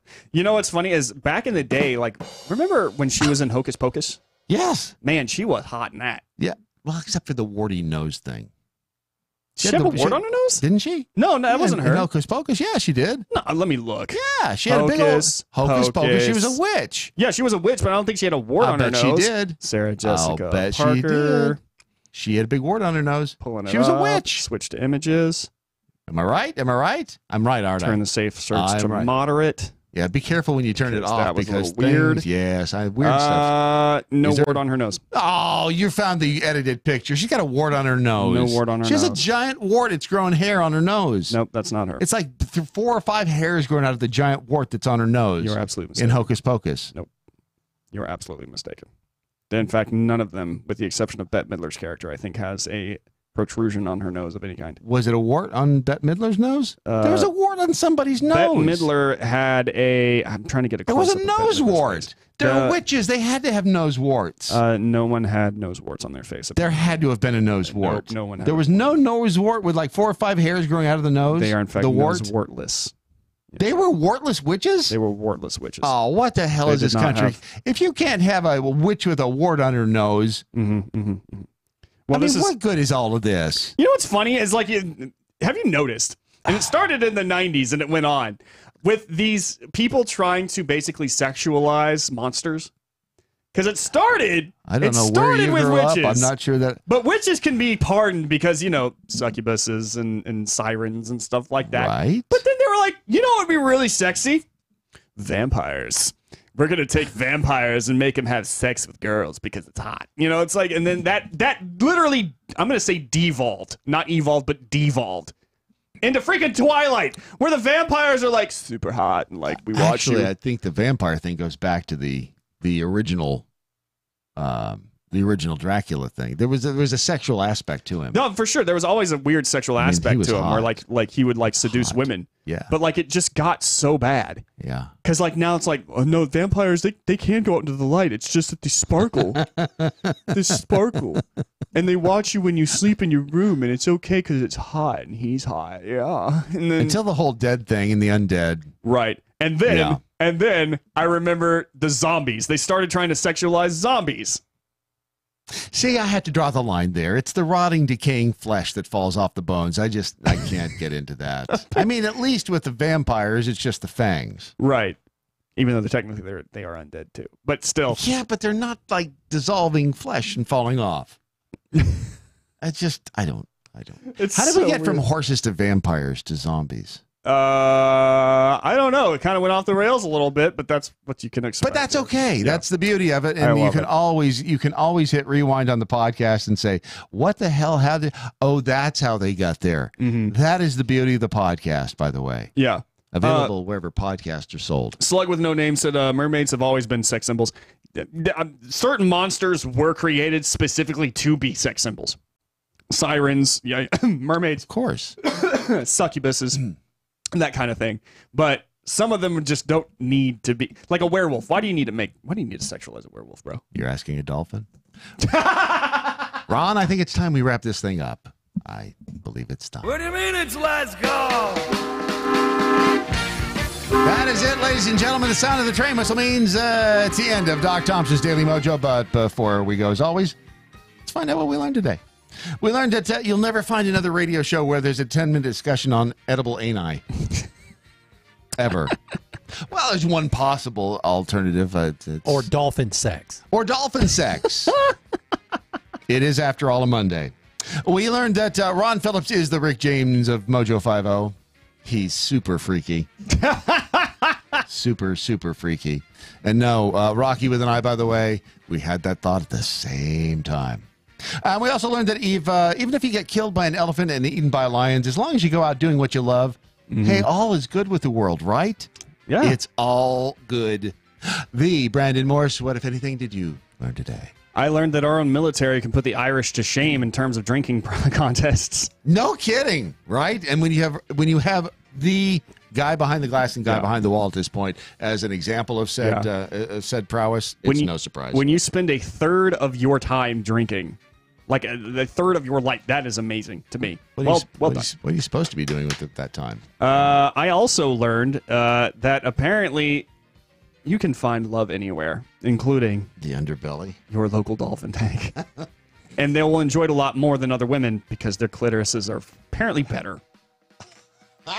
So, you want a bigger shovel or a smaller more one? appreciative, the dolphins. Sir Rat Bastard said, what I learned today, number 1, if teaching a dolphin to talk includes sexually stimulating them, you're doing it wrong. Number 2, just because you can doesn't mean you should. Yeah. Well spoken. That's a definite Rule 5 violation, I have to admit. Madame Sue Jackhole said, dolphin safe is a misnomer. They'll break your heart and leave you when the funding dries up. Right? True story. True story. That funding dried up and that dolphin just offed himself, man. He just wasn't... He dried up along with it. Leprechaun 420 said, the bell count for today's show was 45 missed innuendo bells, 25 actual bells, and 0 horns. There you go. We just got 4 in a row. Ding, ding. Thank you. Leprechaun 420... Oh, I'm not going to read that one. Ken Putt said, if we're supposed to treat others the way I want to be treated, and I want to be sexually aroused by gorgeous women, does that mean I should be treating them likewise? I think that's an absolutely acceptable place to start. I think so. I think you've hit on the key to happiness and success right there. Find some gorgeous women and treat them the way you want to be treated. But with consent. I think that is a fabulous, fabulous idea. Use consent. Who, by the way, is coming up? Is it Matt Locke in all of his? No, Rocky Stucci, the Situation Room this week. Oh, is it really? Yep. So it's going to be kind of a Friday, round table of so I'm hurrying to get out of Matt Locke's way for no real apparent reason. Nope. Well, Rocky good. Stucci sitting in at 10 a.m. Central. Isn't that exciting? We know what is coming up on Rocky's show? That's great. Not. Thanks for answering. Appreciate that. By the way, we'll get to those new numbers on procrastination as soon as Doc Thompson returns from his Florida vacation. In the meantime, your Daily Mojo is a Ron Phillips production. Wherever you go, whatever you do, live by the 5 rules. You have a shot at being right and being happy. Good night, Doc Thompson. Wherever you are. See ya.